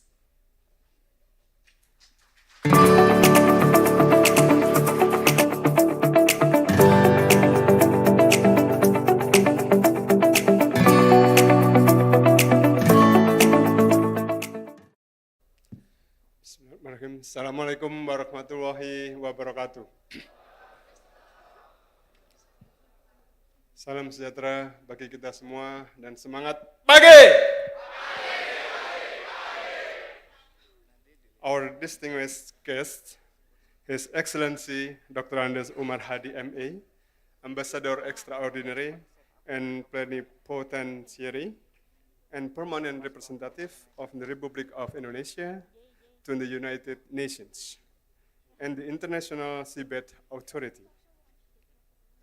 the Board of Vice Rectors, the Board of Directors, the Deans, the heads and secretaries of study programs, our esteemed faculty members, and of course, our bright new international class students of Telkom University.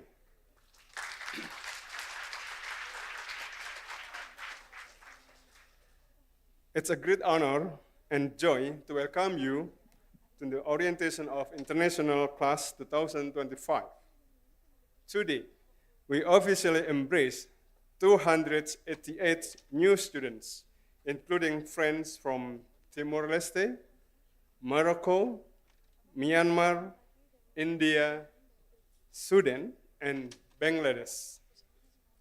This is not just a university event, this is a global reunion already, almost like a mini United Nations. This diversity is what makes Telkom University truly global, a campus that celebrates cultural richness and thrives on international collaborations. At Telkom University, you are not simply entering a campus, you are stepping into a living laboratory of excellence, innovation, and transformation. Here, you will grow to become leaders who are globally minded, socially responsible, and technologically empowered. What makes our international class unique? Let me share just a few things. Through the English Synergy programs, ASIP, you will sharpen your global communication skills. Through international mobility programs, you will not just read about different cultures, you will live them. With international certifications, your skills will be tested against global standards. And through internships in multinational companies, you'll gain real industry experience and maybe free coffee if you are lucky. And of course, there are no escaping the future, artificial intelligence. At Telkom University, AI is not just a buzzword. It's woven into our academic ecosystem. You will learn how to use AI responsibly, not only to adapt to change, but to lead them with resilience and vision. Remember, the robots are not here to take your jobs. They are here to make your jobs more interesting. This year's orientation is extra special. We are honored to have Ambassador Umar Hadi with us, who will share his distinguished insights in a talk show on empowering a generation of resilient and persevering global citizens. Your Excellency, thank you for being with us and contributing your wisdom to inspire our new generations. To our students, this journey is not just about lectures and exams, it's about building networks, cultivating values, and developing the courage to face tomorrow's challenges. We have three guiding principles for your journey. First, grow empathy and professionalism to the fullest. Big things often start with small acts of empathy, powered by total professionalism. Just ask 3M, the company that gave us post-it notes. A little empathy, a little curiosity, and a lot of professionalism. And now, no office can survive without those sticky paper squares. Second, strengthen both your personal competence and your communal collaborations. You are here because you already have great personal competence, but remember, excellence multiplies when it's shared.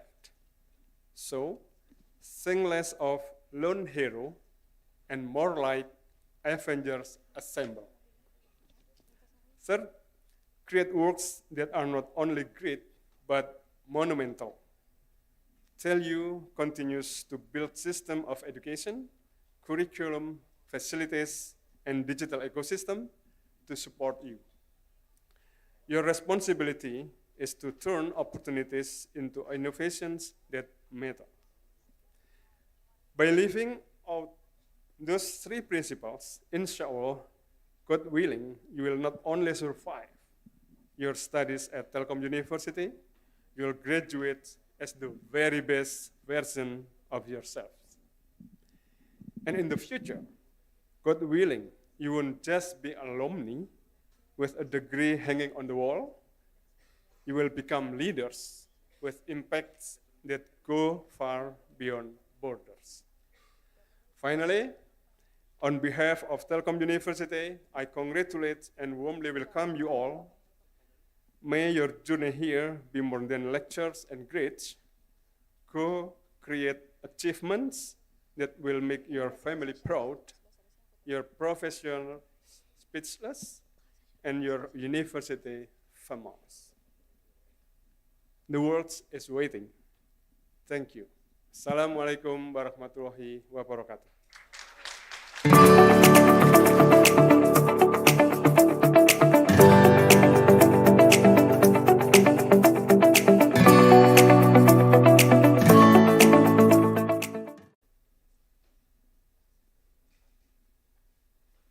Thank you, Mr.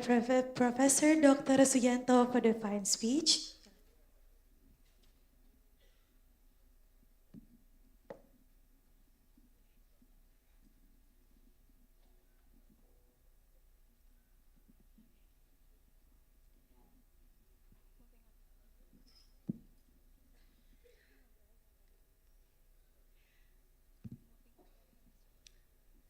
And we are pleased to welcome Professor Dr. Suyanto and Mr. Umar Hadi to come to our International Student Orientation. And I would like to ask, how are you, sir? Do you feel well to come on the stage today? Thank you very much for your time. And ladies and gentlemen, moving on that we're heading to the main agenda of today's session. That is a talk show with a title, Empowering a Generation of Resilient and Preserving Global Citizens, moderated by Ms. Mediani Kriseka Putri, MBA, QRMO. For Ms. Mediani, the time is yours.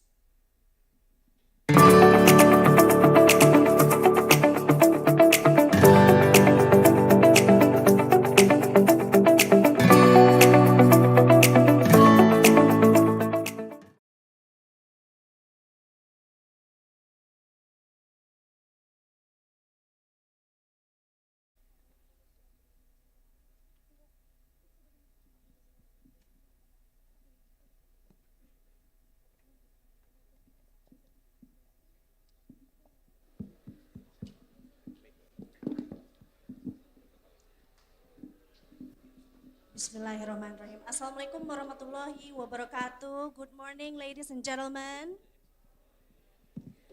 Welcome to the International Class Orientation 2025 here in Telkom University.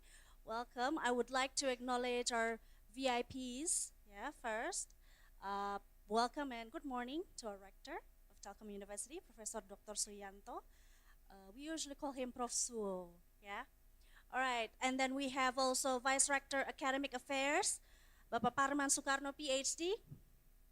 And then we also have our Vice Rector of Resources, Bapak Nur Wijaya di STMM. And then also we have our Vice Rector Admission, Student Affairs and Alumni, Professor Dr. Ratri Wahyuning Tias. We have also our Vice Rector of Research, Innovation, and Collaboration, Bapak Angga Rusdinar, PhD. We also have here the Board of Deans and Vice Deans, Board of Directors, Board of Heads and Secretaries of Study Programs, Managers and Assistant Managers. I would like to say warm welcome to new international class students 2025-2026. Let's give a round of applause for our fellow students over here. First thing first, I would like to introduce to our speaker, His Excellency Dr. Andes Umar Hadi, MA, as the Ambassador Extraordinary and Plenipotentiary Permanent Representative of Republic of Indonesia to the UN, other international organizations.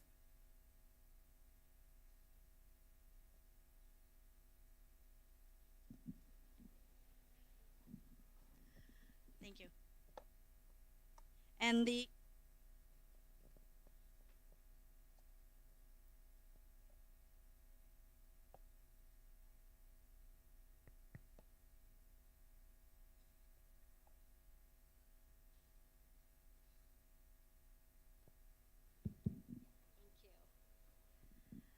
Right.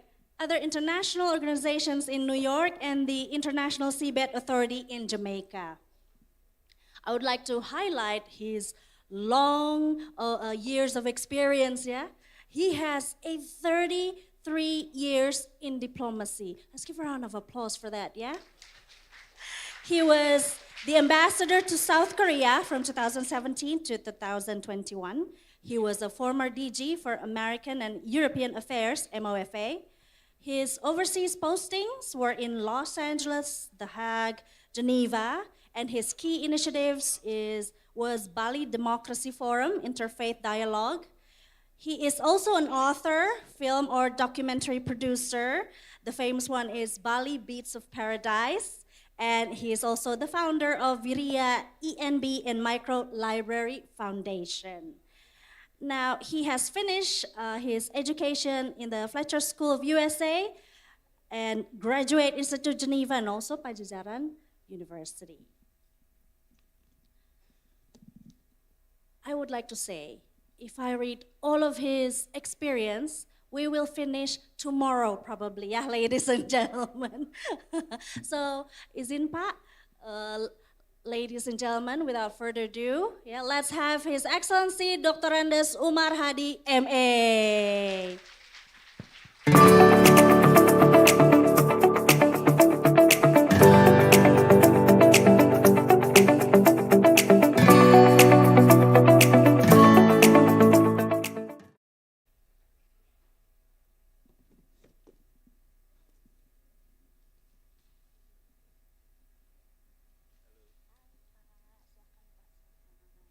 All right, let's give one more time.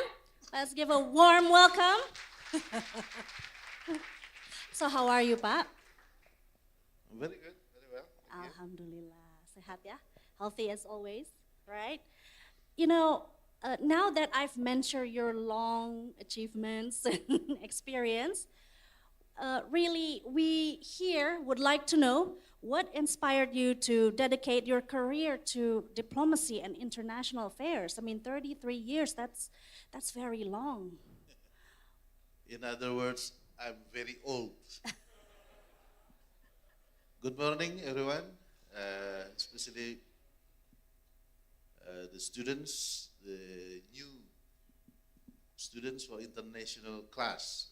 Tell you, congratulations, you are now in one of the best universities in Indonesia.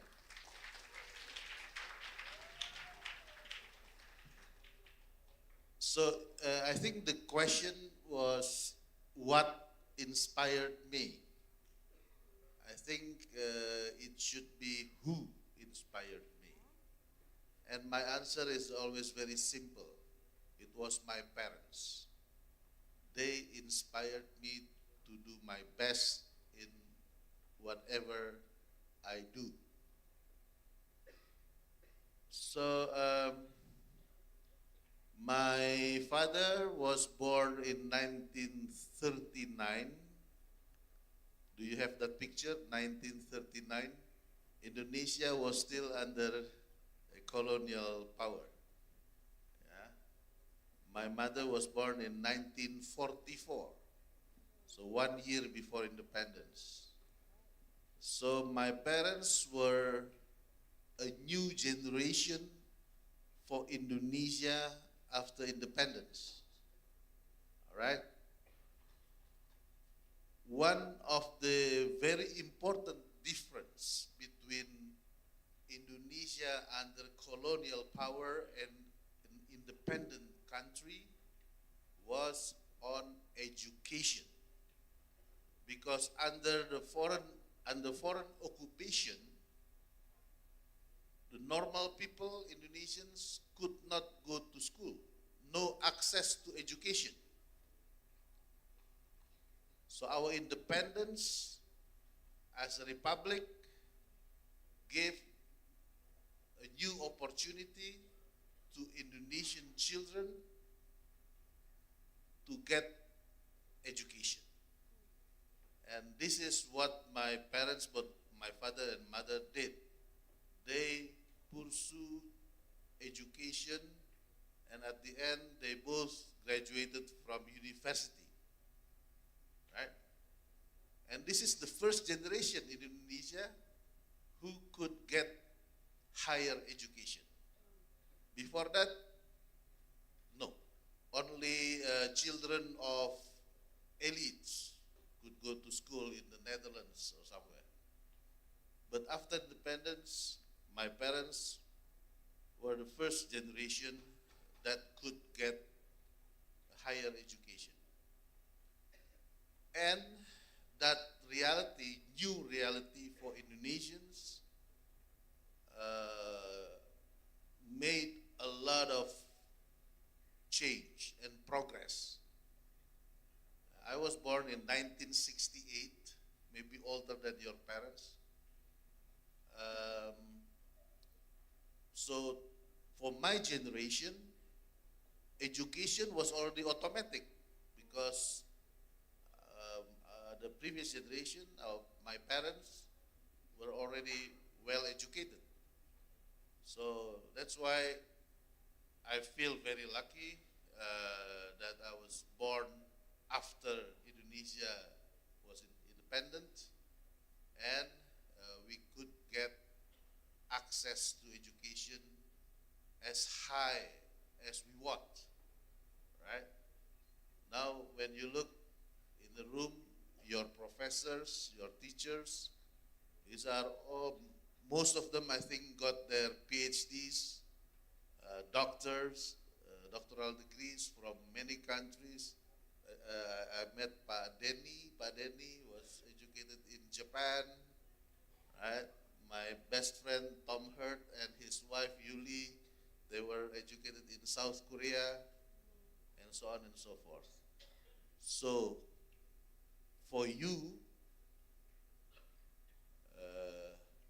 there is no reason not to get education.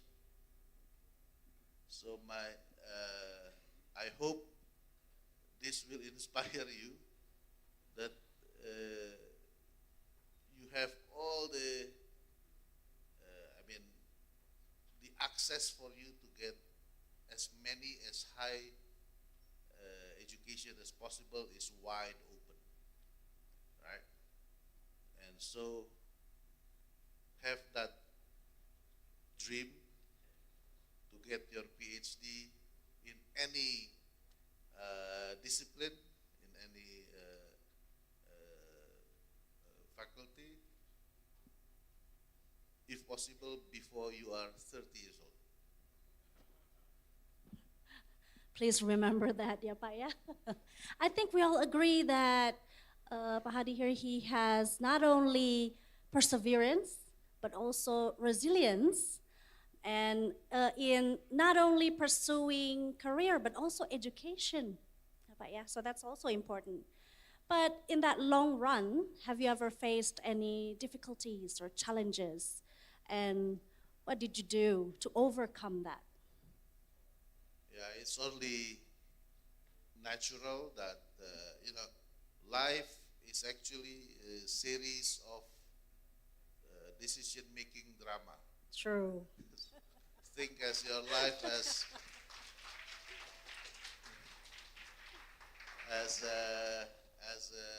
it's like Korean drama. Drakor, Pak. Drama Korea, drakor. It's always about decision, right? What do you want to do after you graduate? Which girl you want to date or which boy you want to date? It's always about decision. And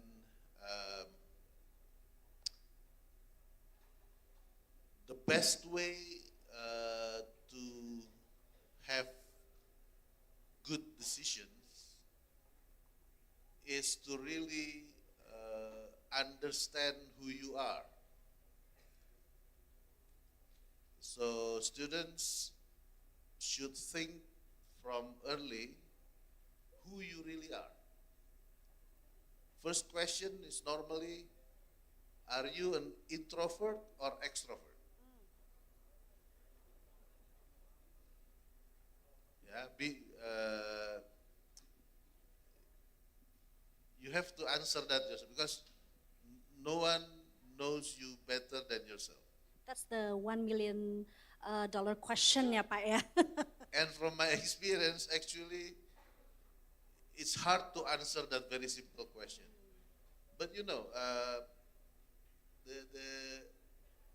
how to measure that is simply if you enjoy being with many people, many friends, and you can make jokes all day with your friends, most likely you are an extrovert.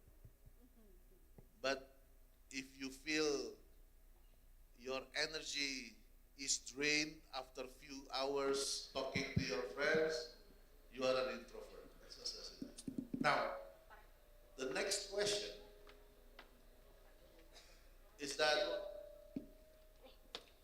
from that basic nature, how do you improve yourself? I'll tell you my own story. I was an introvert. I was a very shy person. Yeah, when, for example, in the primary school, if the teacher asks you to go up front and do some writing on the board, I never felt comfortable. That's when I know I was an introvert. But then because I wanted to do something with my life, I deliberately trained myself how to speak in front of the public, how to engage people in conversation, and so on and so on. So I kept on training myself again and again. So actually, for me to choose diplomacy as my profession was not a good choice because I'm an introvert. But I trained myself every day, and I keep on educating myself. So education never stops. You have to educate yourself every day until you die, I think. So it's a lifelong process.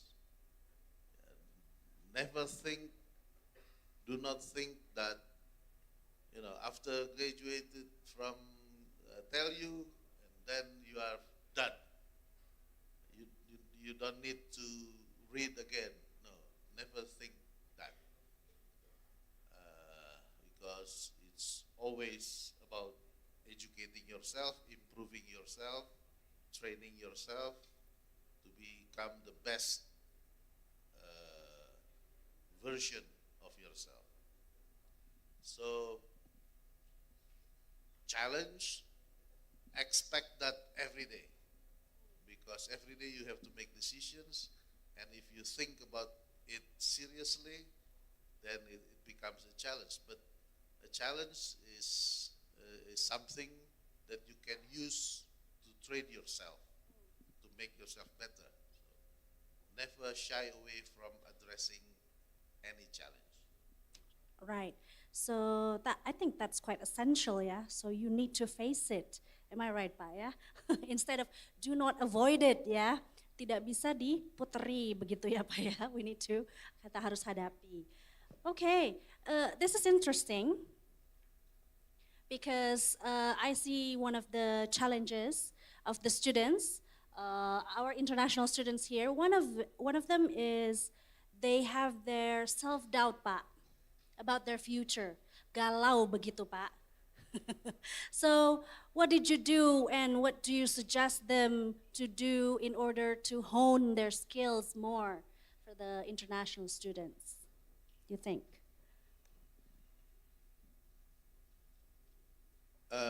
Actually, galau, being doubtful about the future,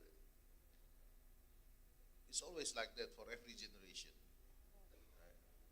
So you are not special. Right? You're just like in previous generations, every time we have doubt about the future.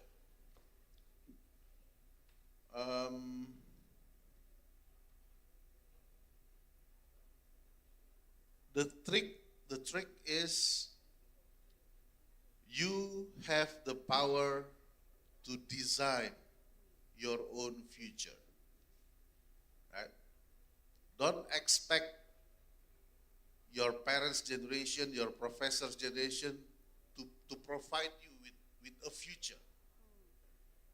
But you yourself must design and create your own future. Well, it's easier to say than that. I will give you one very simple example from my own life, from my own experience. When I was a student here in Bandung, my hobby was trekking and hiking, because around Bandung you have many hills and mountains. So one day I was hiking in a place called Manglayang. It's close to what is the new campus for Pajajaran University. So in that area, in northeast of Bandung, is a small hill called Manglayang, and I met a few coffee farmers. Right? So, and well, this was 40 years ago. And I felt very hopeless to see how these coffee farmers didn't make enough to support their family. Because at that time in the 1980s, coffee was still very, not like today. Today you have cafe everywhere, you have all these coffee exports, coffee specialty, da, da, da. Coffee is a good business. But in the 1980s, coffee was just in the market. Sometimes you mix coffee with coconut.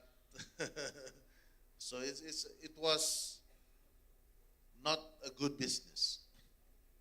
So I felt also hopeless.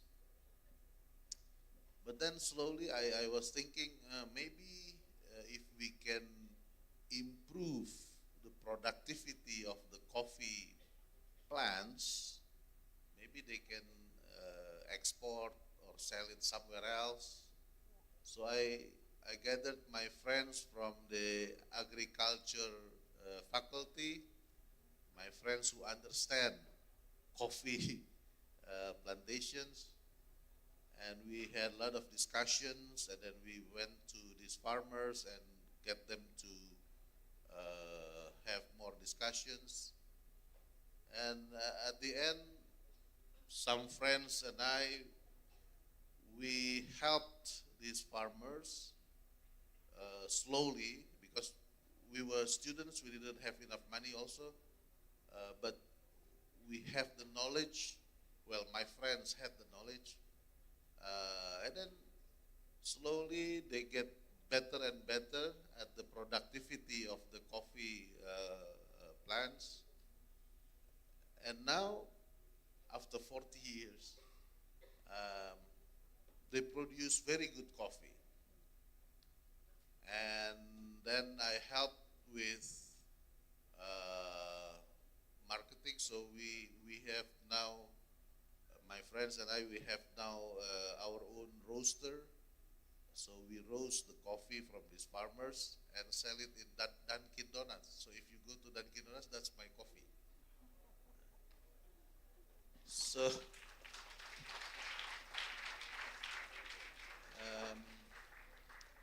I think Pak Rektor, Professor Suyatno mentioned something about empathy, right?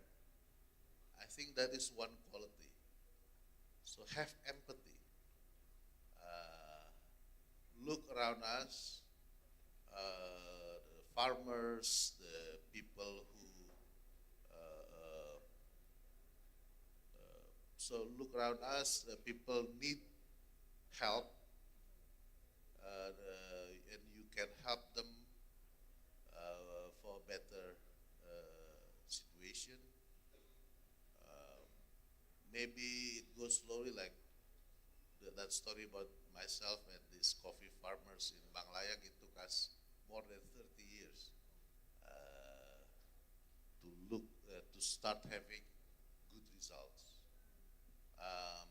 But along the way, the experience, the knowledge you gain from that process has also been very valuable as a learning process.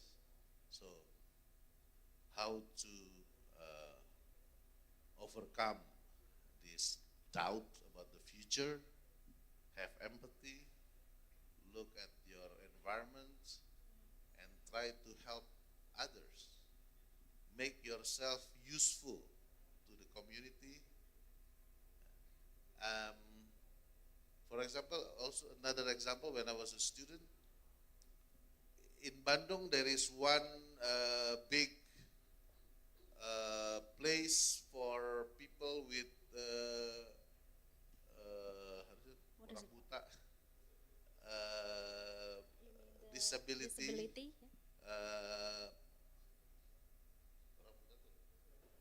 blind, the blinds.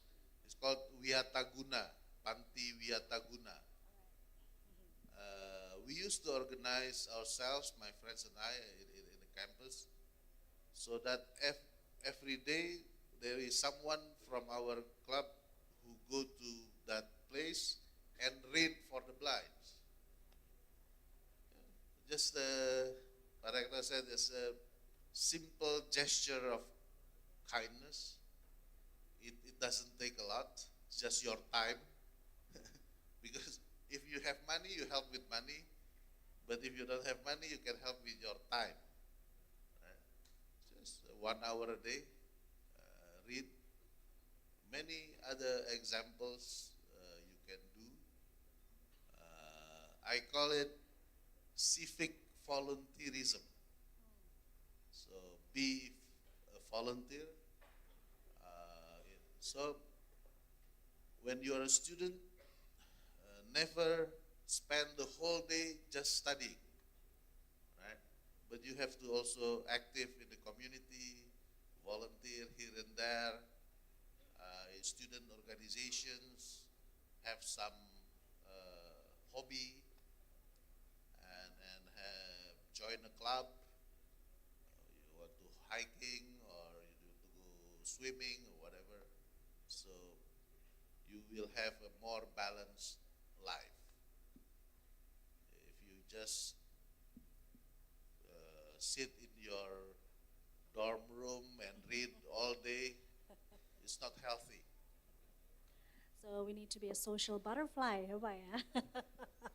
Empathy, I think it's also important. It's a soft skill, ya Pak ya. But we can always gain that, yeah. Doesn't mean that if we are not born with it, we can't have it. That's not true. Yeah, you can always hone that, yeah, hone the soft skill and the hard skill, which is why lead me to the next question, Pak. For the global challenge, what do you think is the biggest challenge that they should prepare? Okay.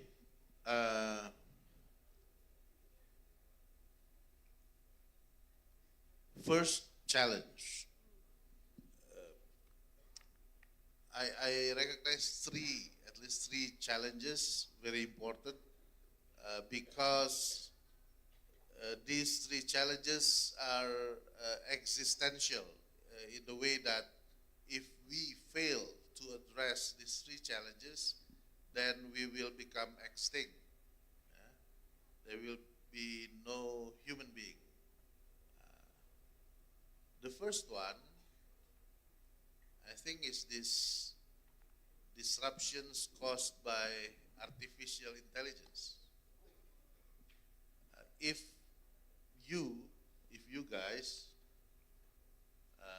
the students today, fail to recognize the potentials, both the benefits and the possible harm caused by artificial intelligence, then they will take over. And you will have less and less function in the society. You will contribute less. We don't want that. So you have to become the master. But I have this belief, I trust that your generation today is actually better equipped because you know the technology since the beginning. Remember, this information technology is actually very new. This is in my lifetime. You know, the first personal computer that I have personally was when I was already 21 years old. I think it was 1987 or 88. I bought my first personal computer. It was an Apple II with floppy disk. And I use it only to type, word processing, and playing games. But the games was very rudimentary. And then the first email address, I was among the first Indonesians who have an email address. It was 1995 because I worked in Geneva. I was a diplomat in Geneva, and in Geneva there was one organization called ITU, International Telecommunication Union. So the diplomats, they distributed an email address. So my first email address was umar.hadi@itu.int. I still remember that. And no one in Indonesia had an email address yet, 1995, because there was no internet. So it's new. And then the first handphone. I remember I had my first handphone was Nokia. And it was 1998. Imagine. So you look at me, my generation, all these changes happened very fast. Right? My first Apple phone, Apple One, I got it in 2009. Recent. It's yesterday. Very fast. Now it's already Apple 15. I don't know. Mine is 15. And the function changed a lot. Imagine in 2001, Nokia had this product called Nokia Communicator. It's big. It's like a brick. And then it's flipped. So you can type email into it and send email, or send it to fax machine. You send the message into a fax machine.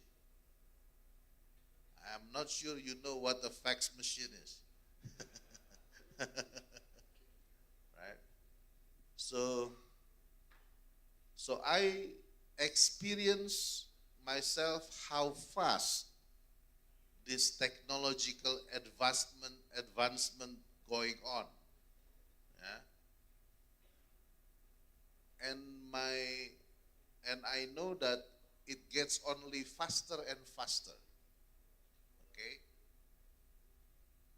Experts say AI today with ChatGPT, Gemini, these are still a very early development.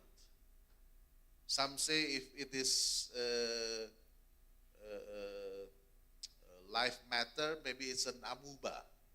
It hasn't really evolved into something more powerful yet. So expect to have this technology, AI, to grow faster and faster, bigger and bigger. And you have to be able to master it. Yeah? That's the first challenge for you, AI. Because otherwise, you will become what they call useless generation. Right? Because you will have no function, you will have no use for the society. Right?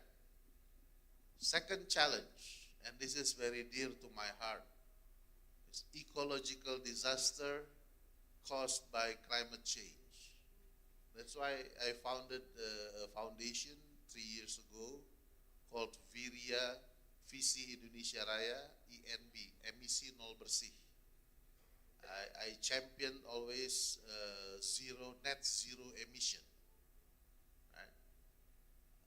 That's why I am very happy to learn from Pak Rector that tell you is a zero waste campus, hopefully soon zero emission campus, because we've been, by we I mean human being, we have been enjoying too much the fossil fuel sources of energy. And now after almost 2 centuries, we start to get the impacts of this use of fossil fuels, right? Imagine even the northern coast of Java Island, it gets eroded daily, and we have a lot of flash flood in coastal cities in Java almost every day now, because the seawater level is rising. That's why President Prabowo wants to build a big wall to protect our coast. What is needed to address this climate challenge is basically a change in our behavior, a total change.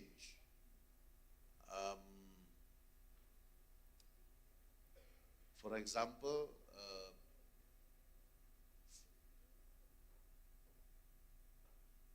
personally, to me, for example, going to Bandung from Jakarta is easier by car because I have a driver, I have a nice car.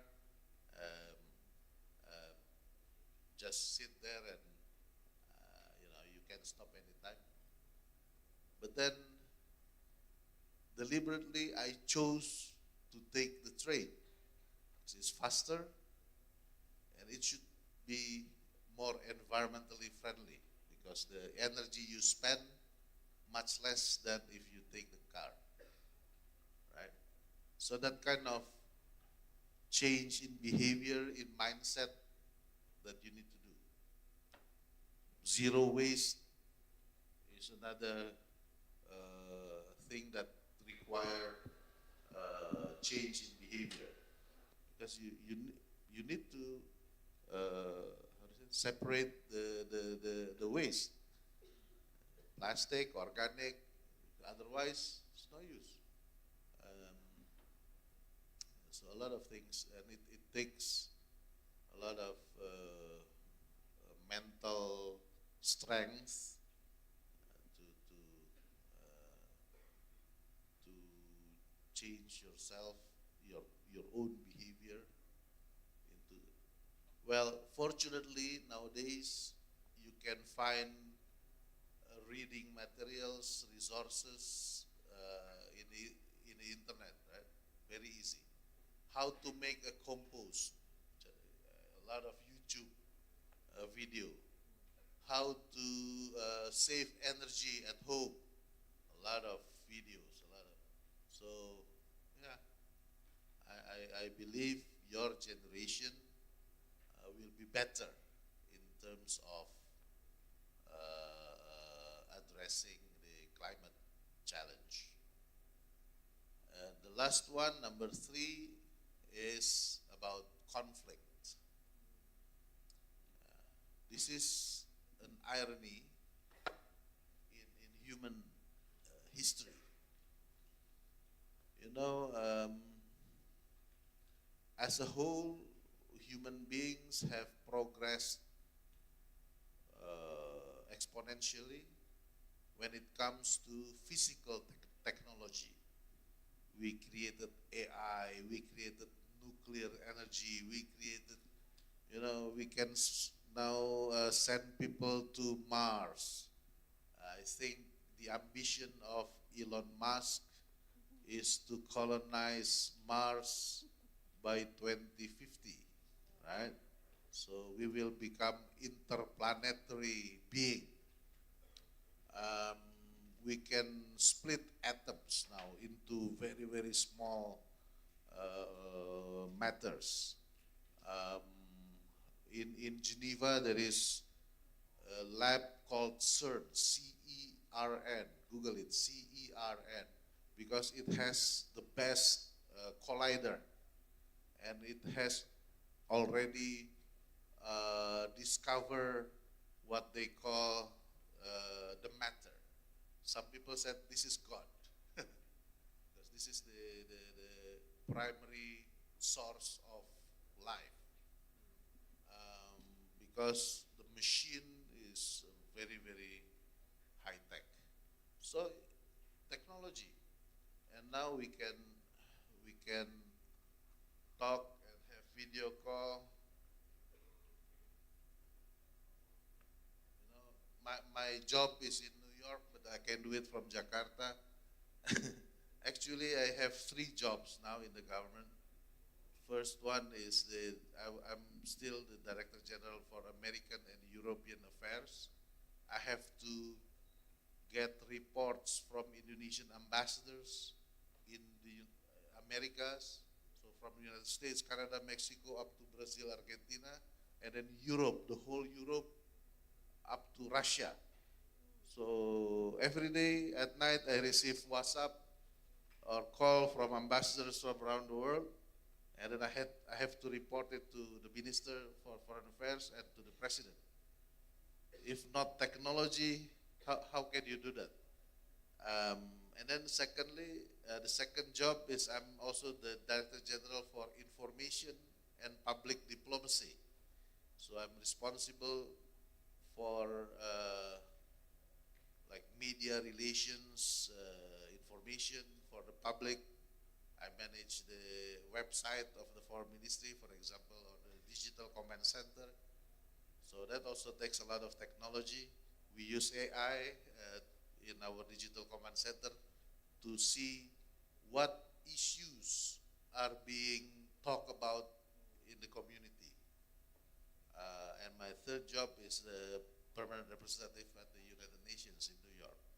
So next week I will spend 2 weeks in New York and then coming back in October. Technology, right? But then, unfortunately, when it comes to how to manage relationship between each other, we are so very bad at it, right? We are good at AI, nuclear, all this physical technology, atoms. But when we talk about how to manage relationship between human, and then between communities, and then between states, between countries, we are very bad at it.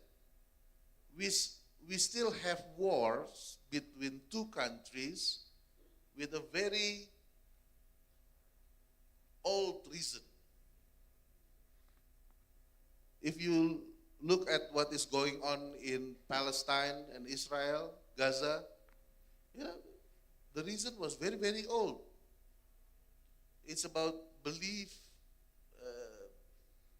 It's about one group think that God tell them to do something. The other group also think that God tells them something else. And they go to war for centuries.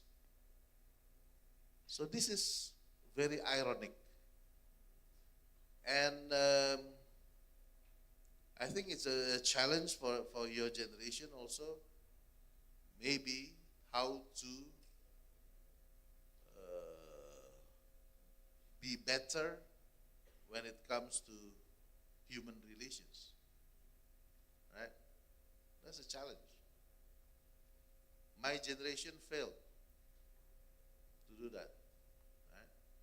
Because we still have wars. Let's see. Last week, 2 weeks ago, the so-called Agustus Berduka, whatever, the big demonstration, people got killed. Why? It's just relations between communities, between human. So supposedly, we are much better at that. And I have no answer, but that's the challenge for you. So 3 challenges. 1, AI. 2, climate. 3, conflict. Thank you. Right, let's give a round of applause. Because with technology, not only Baba Hadi has 1 amazing job, but you've got 3 amazing jobs, yeah, am I right? So hopefully our students know that they have to hone their skills in terms of AI, yeah, also environments related, and conflict. Now, speaking of those 3 challenges, Pa, did you face those 3 challenges, or maybe just one of them, or maybe more, when you were in Geneva? Tell us more about your your post. Yeah, we're so interested in that. Geneva is a beautiful city.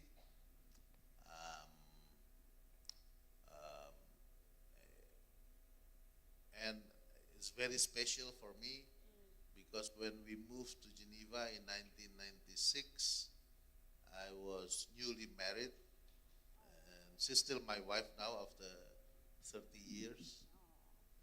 And then we had our daughter also in Geneva in 1998. So my only child is a girl. She's now 27, and she was born in Geneva. And inshallah, she will get her PhD before 30 years old.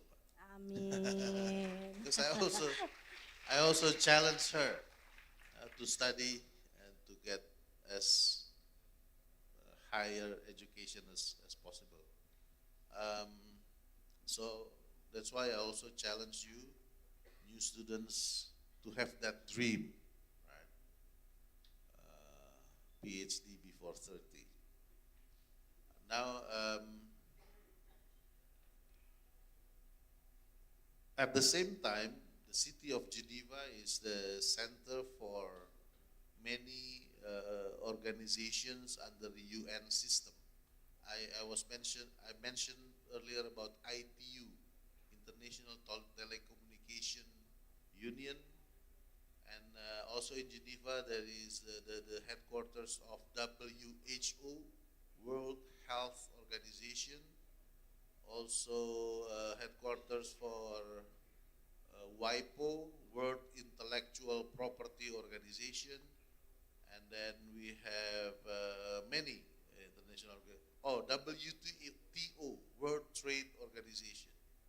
So a lot of organizations that address all the challenges all over the world.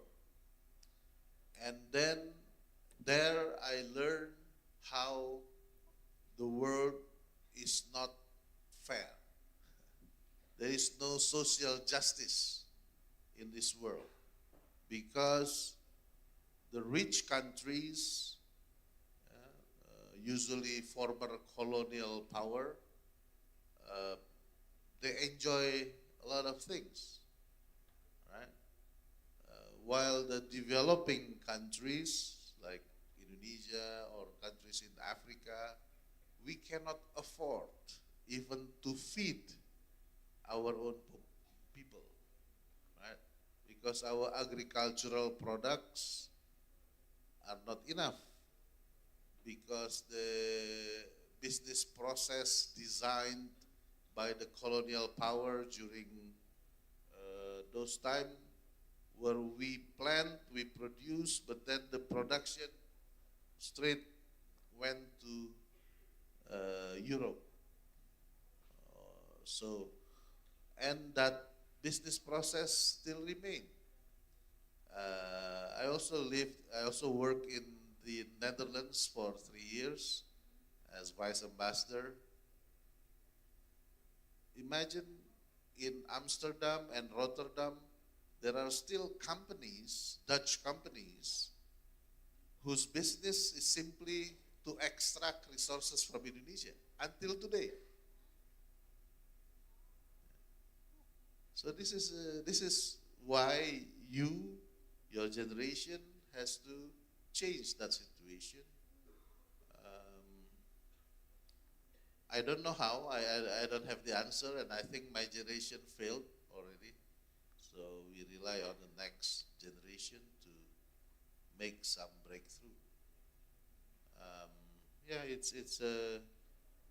It's about the gap between the rich and the poor, and I think it's now it's growing.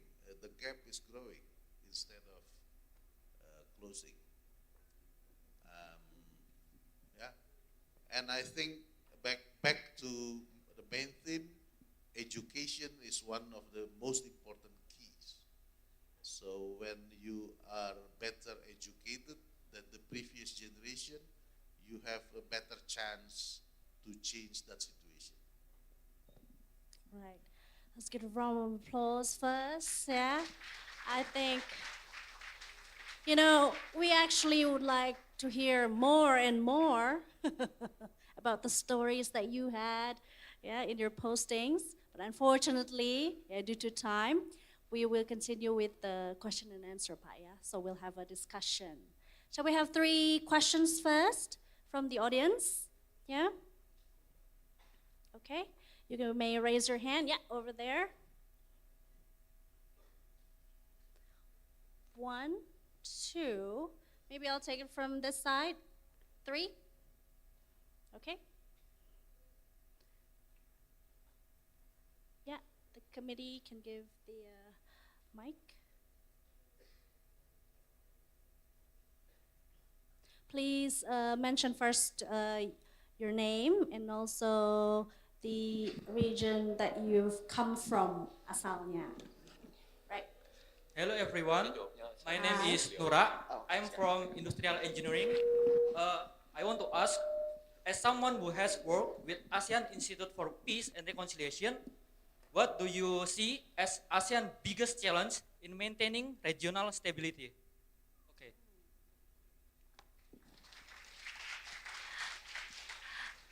Right, thank you. So maintaining stability, ya Pak ya. Langsung ya. Thank you very much. Murah ya, murah. Yes. Very good question. I think in ASEAN, the biggest challenge is to free ASEAN from the interests of outside powers. ASEAN, don't get me wrong, ASEAN is a very good organization. It has managed to ensure peace and stability in our region for 57 years now, 58. But now, because globally there is a heightened competition between 2 major powers, the US and China, it is only natural that those powers want to bring ASEAN into their sphere of influence. And that's the challenge, the main challenge. How the 10 ASEAN countries, now almost becoming 11, can become more and more cohesive, more united, so that influence from the outside powers will not disrupt peace and stability in the region. Okay, thank you for your attention. Thank you. Right, thank you. And okay, the next question I think comes from the top corner. Yeah. You can mention your name and also your faculty of you come from. Hi, my name is Ninta. I am from the VCD major, Visual Communication Design. As an inspiring figure who overcome a lot of difficulties, I would like to ask, what advice would you give students or young people, to be specific, us all of in here, aspiring to become diplomats or work in international relations? Thank you. You want to become a diplomat? Yes. Following your steps, Pak. One habit that I would recommend is reading habit. Since I was very young, I think I was 14 or 15, when I started reading every day, at least 100 pages. So at least 100 pages every day, until today.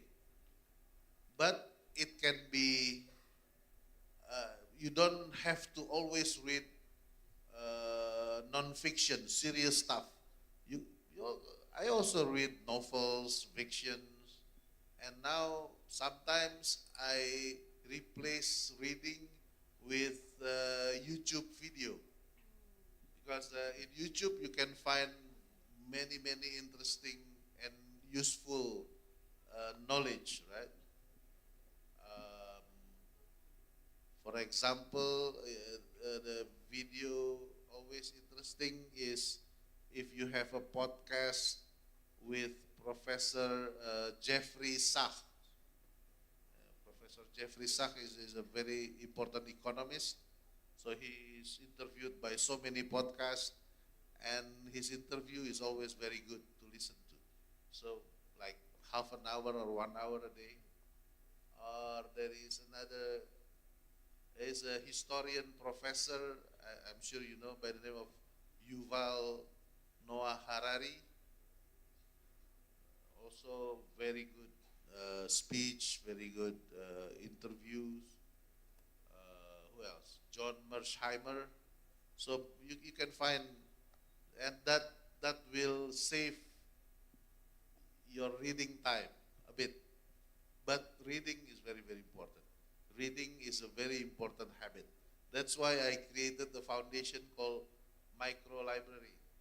My goal is to build micro library, 100 libraries in different cities in Indonesia, especially in impoverished area, so that the children in that area can have access to reading materials. Very simple. Actually, the first library is already there in Jalan Bima in Bandung. We are already in operation. The next one, I think, in Cirebon, and then Semarang and Jakarta.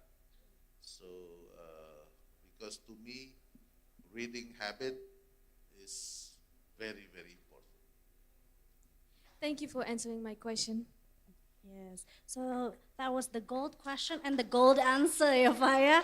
You have asked the right person, yeah, because she wants to be a diplomat. All right.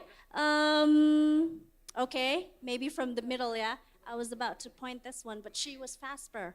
So, okay, the lady with green shirt, yeah, over there. Oh, okay. Okay. Let's have that one, and then if we have time, we'll have your question, yeah? Okay.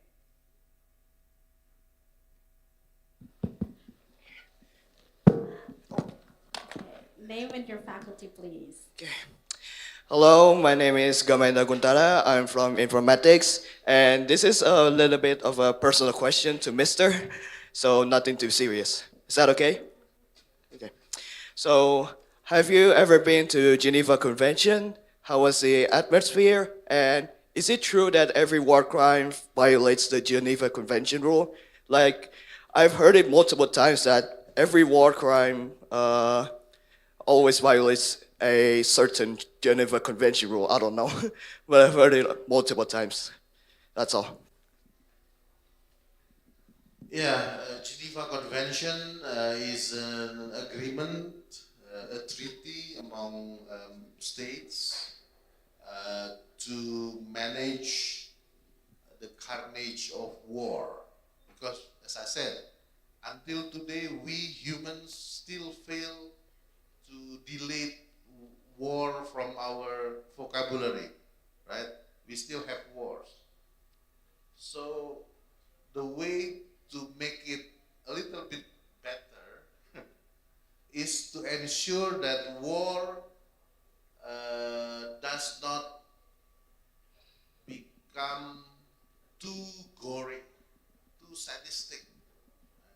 So that's why countries agree to have a kind of rules, what you can do and what you cannot do. For example, if you attack another country with drones, now with drones, you can only attack military installation. You cannot attack or bomb schools or hospitals or civilian buildings. So basically it's a rules of war, because we still cannot do away with war. The ideal is no more war in the world, right? But it's ideal. So because we cannot do that, we have a kind of rule to make it a little bit better. Now, according to these rules, there are three condition or situation that is considered as grave violations of human rights. War crime is only one of them. So number one is war crimes. When during the war, you do things which are in contravention to the Geneva Convention. Number two is what we call genocide. Genocide is when you deliberately have this policy to kill people from certain group, right? Genocide. And number three is crimes against humanity. For example, if you just bomb the whole city with nuclear bomb, this is against humanity. And those three violations today can be adjudicated, can go to court in The Hague, where I also work, in the Netherlands. It's called ICC, International Criminal Court. Right? For example, in the early 1990s, a country in Europe called Yugoslavia broke apart. Yeah? So it was one country, and then it became now 6 countries. So now you have Serbia, you have Bosnia-Herzegovina, you have Croatia, and then some others. The thing is, among all these new countries, in Bosnia-Herzegovina, the majority of the population is Muslims, are Muslims. Somehow because of the Turks, whatever the history, but so you have a country with majority Muslim population, while around it, the other former Yugoslavian countries are mainly Christians. And in those days, in the early 1990s, this became the source of conflict. And the Serbians, the Serbs, there was a leader of Serbia, the name was Milosevic, Slobodan Milosevic, decided to kill all the Muslims, right? To kill all, everybody in Bosnia. So it became war crimes, because and genocide at the same time and crime against humanity. So at the same time he did all three.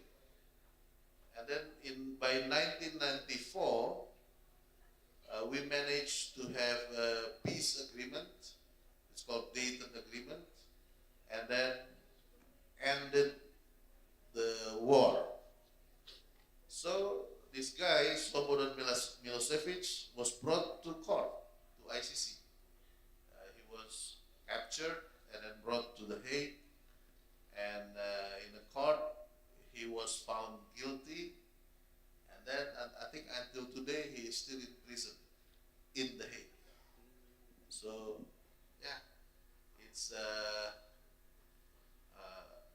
sometimes this system works, sometimes, but other times it doesn't work. For example, in Palestine, it is very blatant that the Israeli government is doing so many war crimes and genocide, but still nobody can bring them to court. All right, thank you for answering my question. All right. So interesting. Probably together, us as the world of the citizen of the world needs to pay attention gradually to that. Yeah, that's quite a long run, ya, Pak, ya. Okay, do we still have one more question? Because I promised the lady in green shirt, yeah. Okay, can we have the mic for the last question? Okay, from there. Okay. My name is Badria Nuraina Rahayu. I'm from Information Technology. And yeah, thank you for giving me the opportunity. So, as I heard before that civic volunteerism is one of your advocacies. So my question is, how can students like us or young professionals can contribute meaningfully at diplomacy and nation building? Thank you. Wow, this is a very good dream. Contributing to diplomacy and nation building. I encourage that. Now the question is how. As I said, clearly you don't have money, right? To contribute. So the ways to contribute is either to contribute your time or your concept, your thinking, your thoughts, your idea. So two ways. I would encourage students, maybe in this batch in TELU, to start a community, maybe a kind of an Instagram community to discuss international affairs, like what is going on in Palestine, for example, or in Myanmar. You have discussion, and you can invite, because today you don't need to have a physical meeting, right? You can do it virtually in Instagram.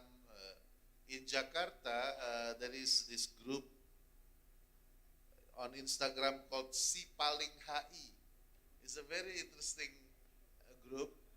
Yeah, I met them already, and I said, "Oh, continue," because I read their discussion, and sometimes it gives me idea. So that's how you contribute. I would encourage that. And then another one is that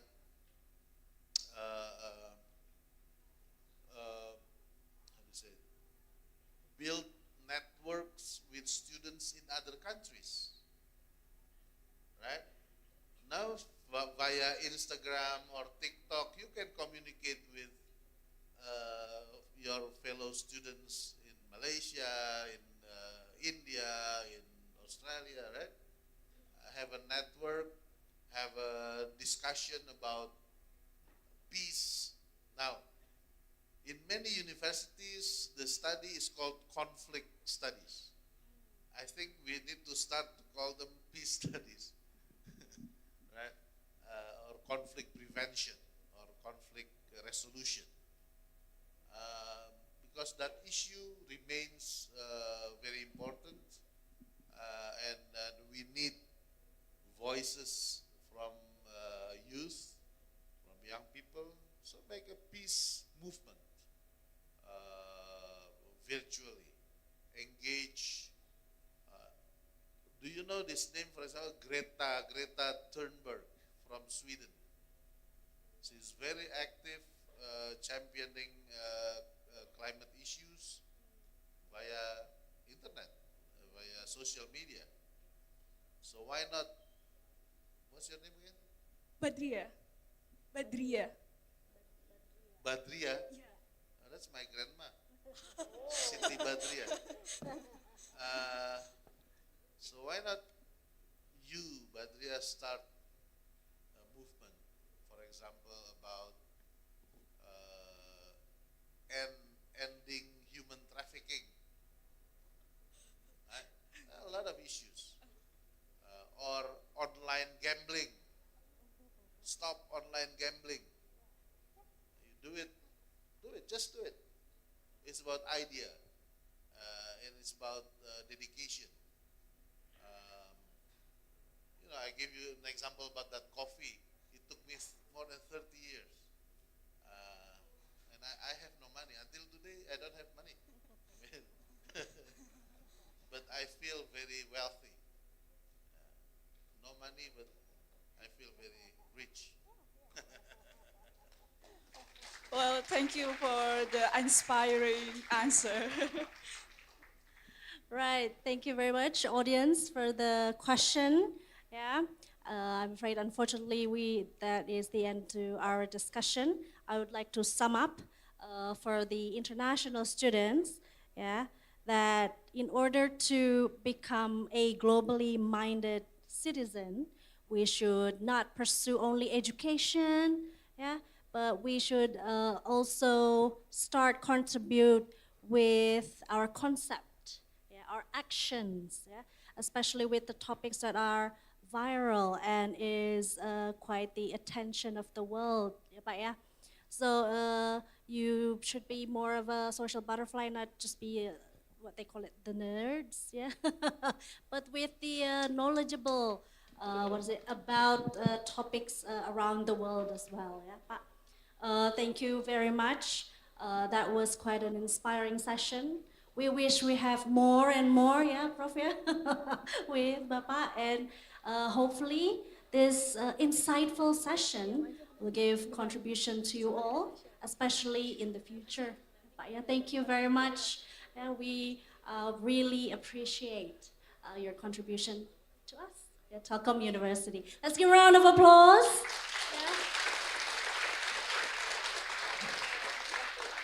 Thank you very much, and I do apologize if there's any inconvenience. I will give back this session to the MC. Thank you.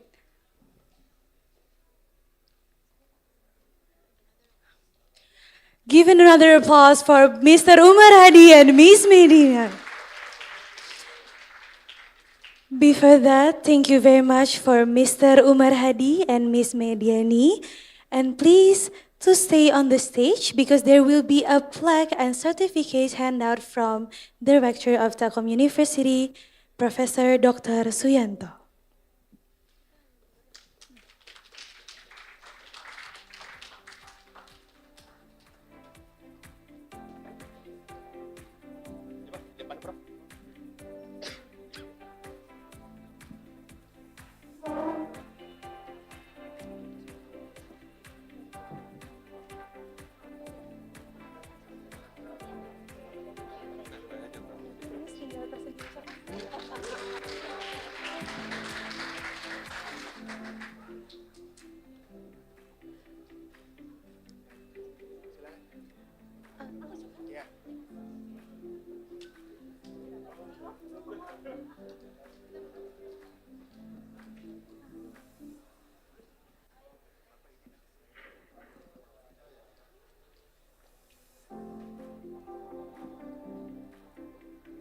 For Mr. Umar Hadi, Mr. Professor Dr. Suyanto and Miss Mediani, please join with us in front of the stage for a photo session.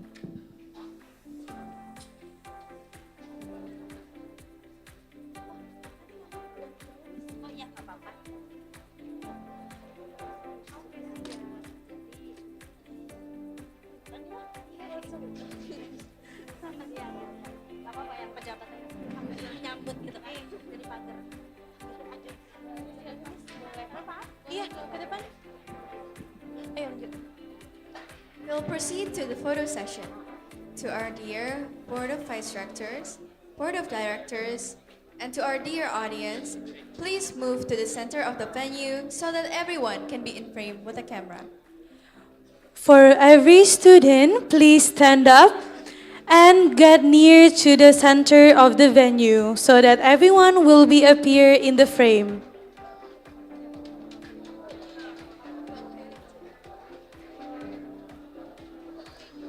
Please move closer to the center of the venue. Move closer to the middle of the venue so that everyone appear in the stage and the photos.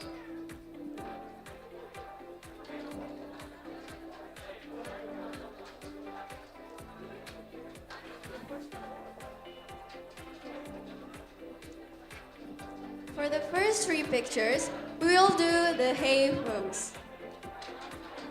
Harmony, excellence, and integrity. The first one is harmony. Harmony. Faster, everyone. Okay. Three. Oh, please move to the center. Harmony, 3, 2, 1. The next one is excellent. Excellent.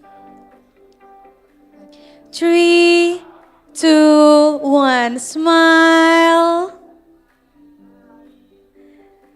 The last one is Integrity. integrity. 1, 2, 3. Smile. And then the last picture is the student volunteer logo. So you can do this with your With right this hand. sign is a student volunteer logo, and we will start in 1, 2, 3.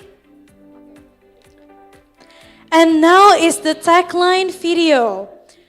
So about the video, when we say International Student Orientation 2025, everyone will respond with placing the pieces united in color.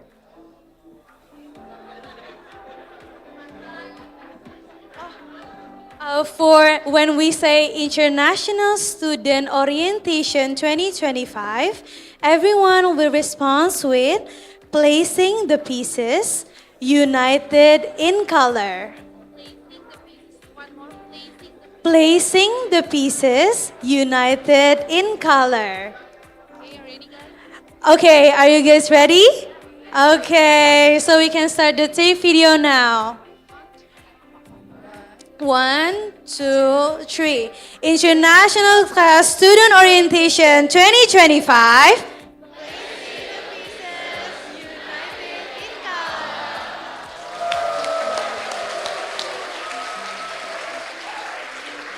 Thank you very much for everyone. You can now be seated. And thank you very much for an amazing talk show by Mr. Umar Hadi, the ambassador of Indonesia for United Nations in New York, and Miss Mediani as the mediator.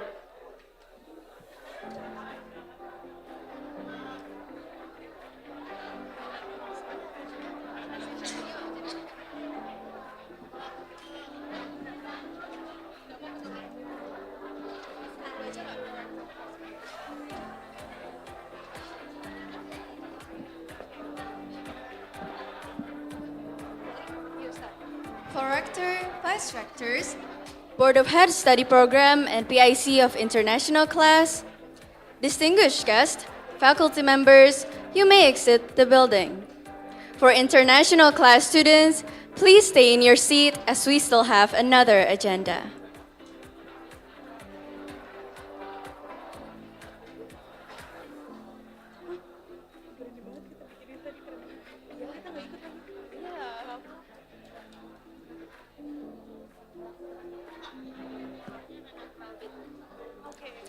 For everyone who are still standing up and not sitting on their place, please back to your seat because we still have another agenda.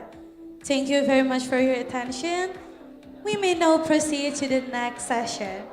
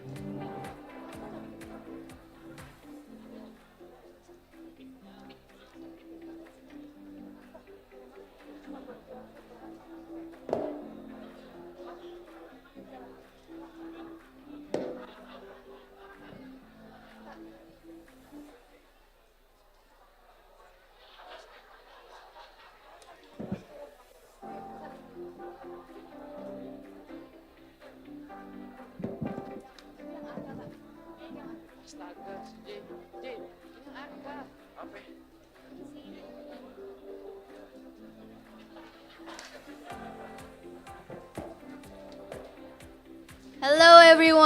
Hi. How are you guys feeling? Is it the truth or is it not the truth? The truth, okay.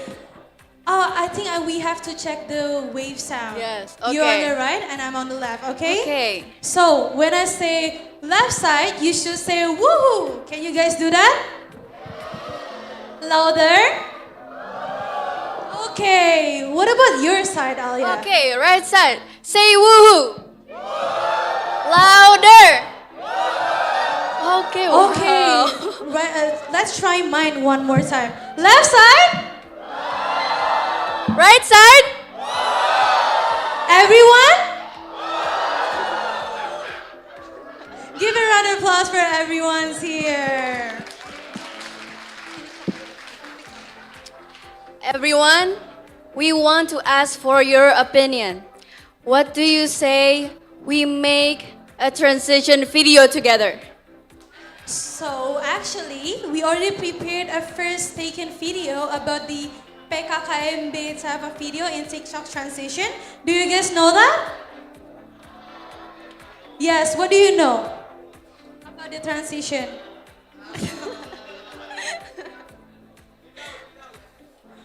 You, what do you know about the on the transition and the back. trend?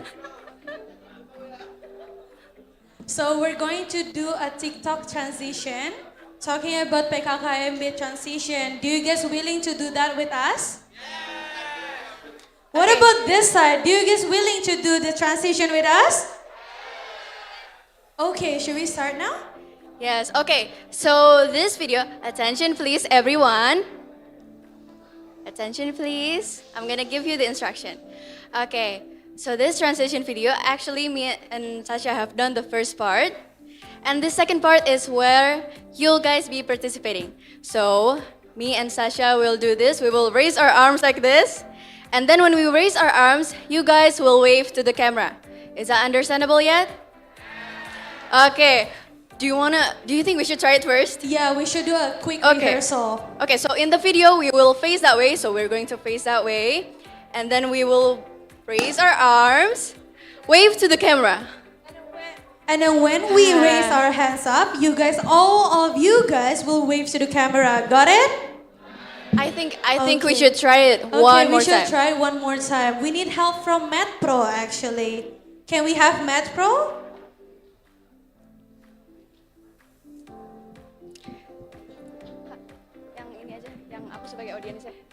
Okay, so everyone, I think it was a bit unclear, so I'm gonna act as the audience. Okay, so me and Sasha will raise our arms like this, and me as the audience, I will wave to the camera. Is that understandable? Is that clear? Okay, good. Now, for Med Pro, we need your help. Math Pro, we need your help.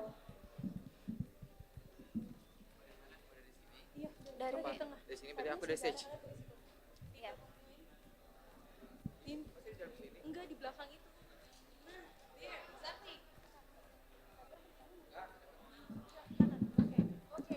Everyone ready? Are you ready? Okay.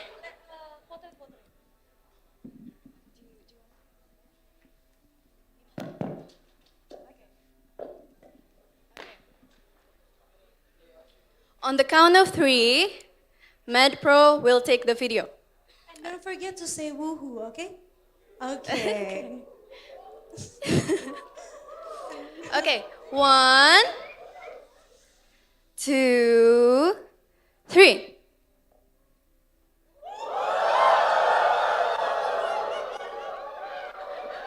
Okay, how's that? Good. Okay, Well thank you done, everyone. Give a round of applause for everyone. Okay, let's go back to the stage. But Alia, have you noticed something changed about the stage? Oh yeah, it is changing. Yeah, there's We like have mics. 3 stand mic Yeah. and 1 kazoo. Look what's over there. Oh, we have guitars also. Do you know what happened after this, guys? Can you guess? Can you guess what will happen after this?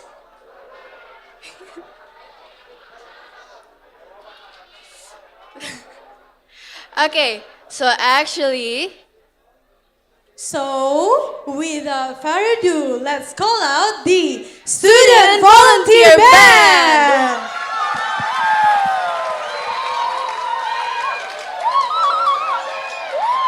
Give more woohoo!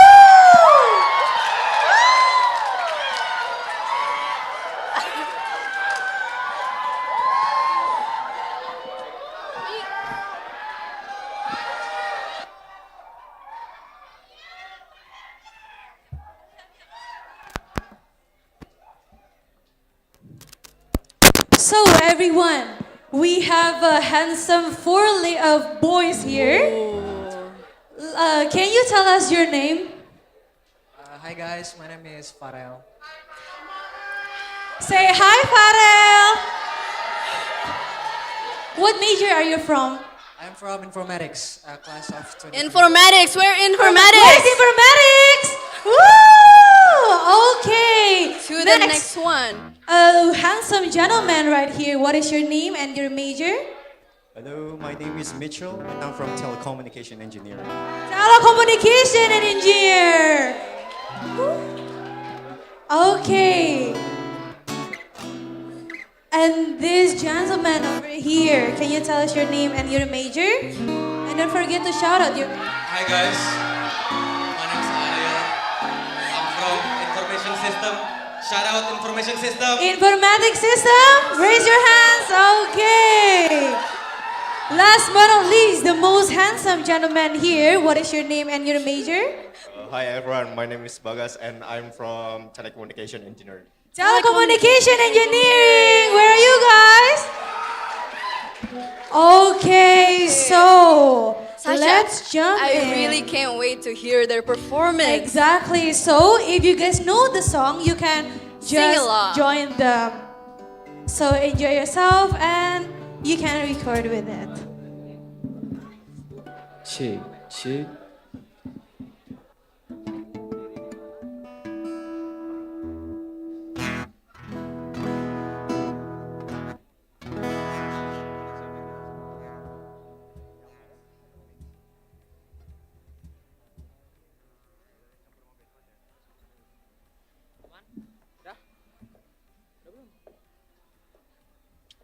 Okay, once again, good afternoon, everyone. Hi, guys. Okay, so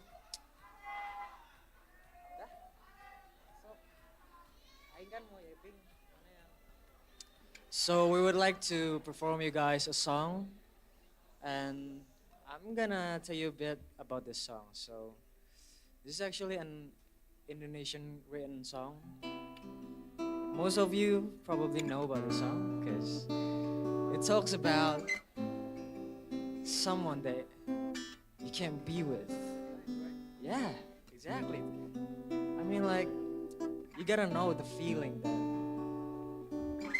Tell them, Adam.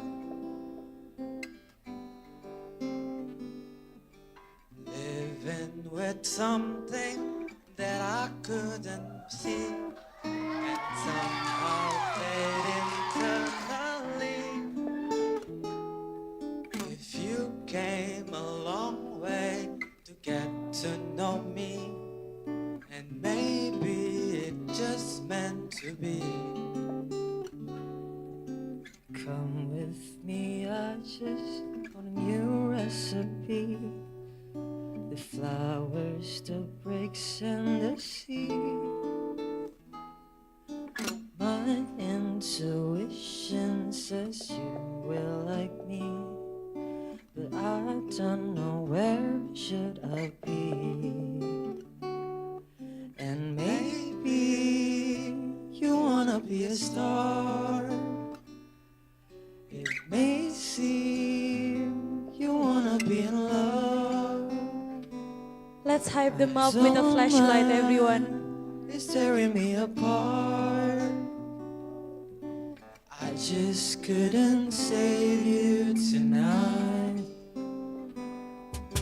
Falling in love is a new word for me. Do you wanna be my company?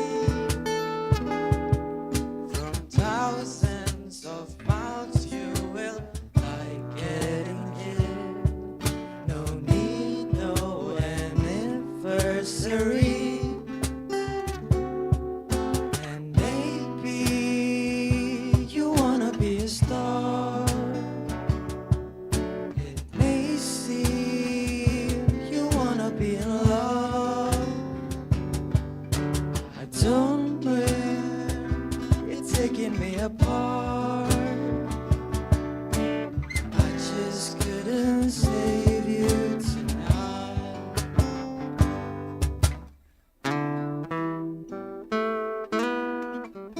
Guys, please turn on your flashlight and put your hands in the air.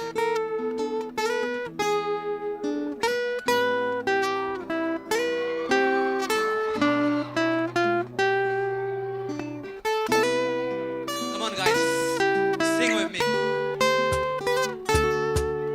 And maybe you wanna be a star.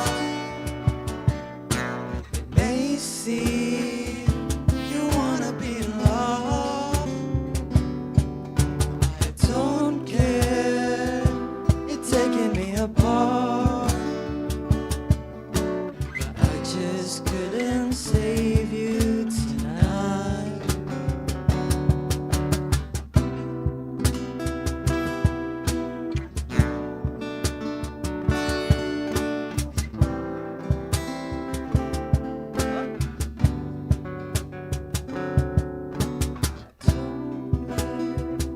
It's tearing me apart.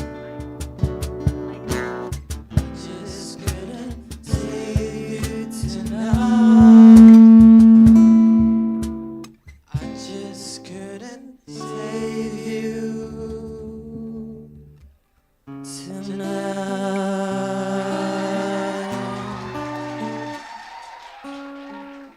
Just couldn't save you tonight.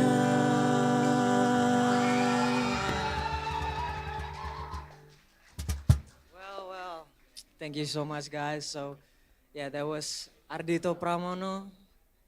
What was the title again?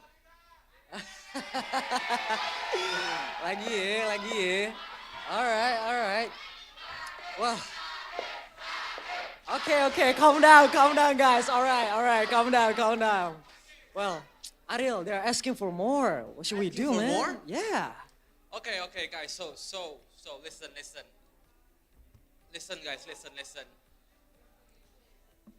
I want to tell you guys a little bit of my story. Oh, do tell.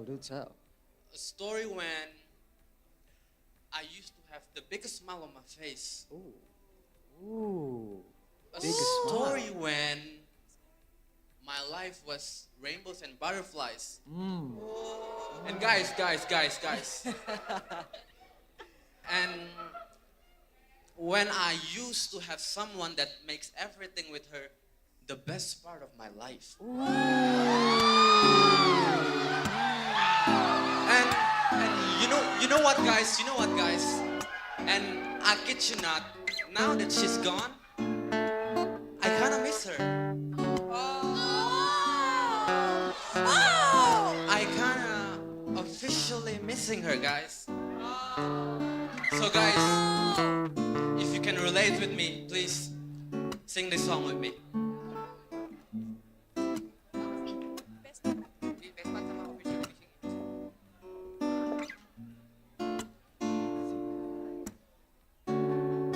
You don't know, babe, when you hold me and kiss me slowly, it's the sweetest thing.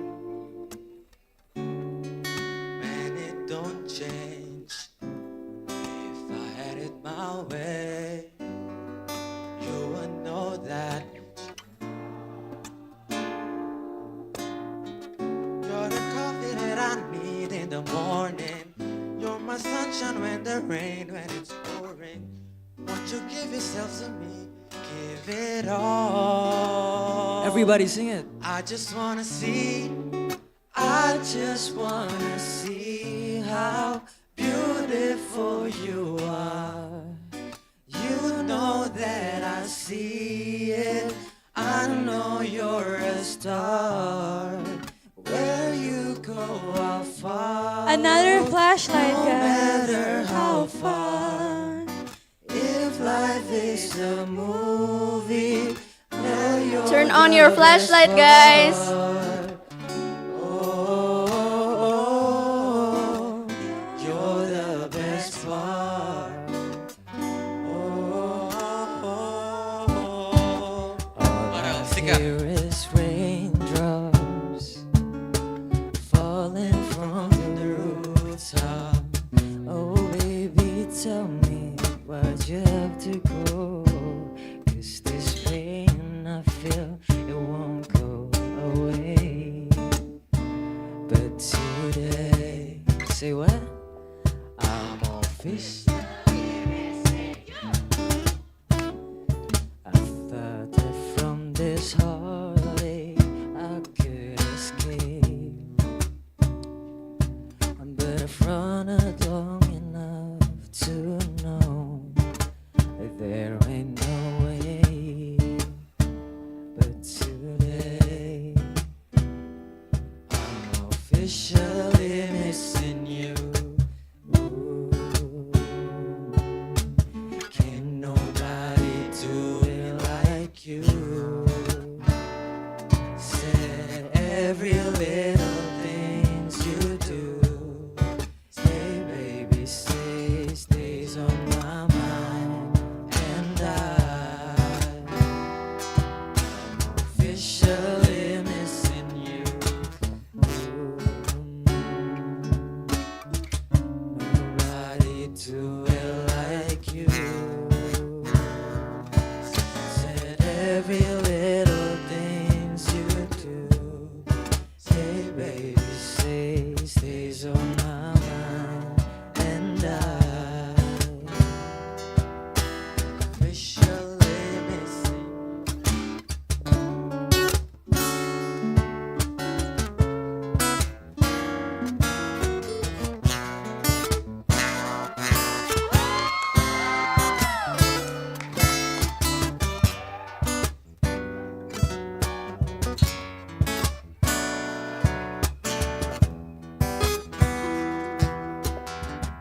Everyone, shout out to Ariel, please. Ariel, Ariel. Shout out to Farel juga, Farel. Michelle, also Michelle, Michelle, Michelle. Now Bagas, Bagas.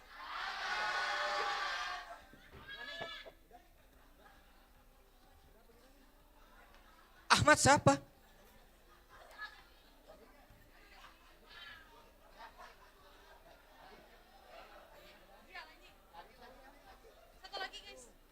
Guys, so are we going to sing again or enough? Guys, I cannot hear you. More or done? One more time, guys. Come on.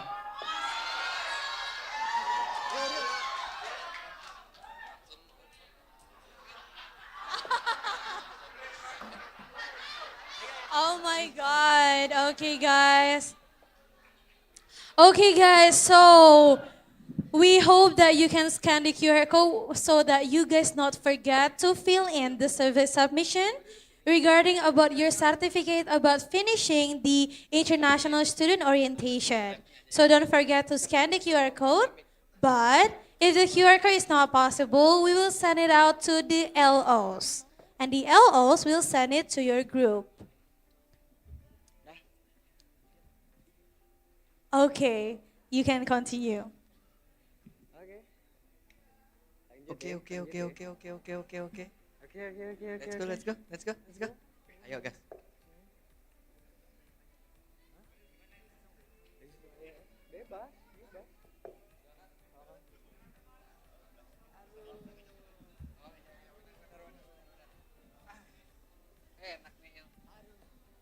Bro, Arka. bro, what's wrong with you, man? I'm feeling lazy. Lazy? Play the song. Lazy, huh?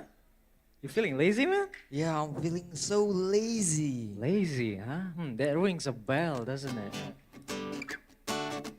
Guys, please, I want you Let's go, to get on your everyone. feet. Put your hands in the air, please, guys. Get on. Come on. Get on your feet, guys. Let's dance together. Come on, guys, clap your hands together, guys.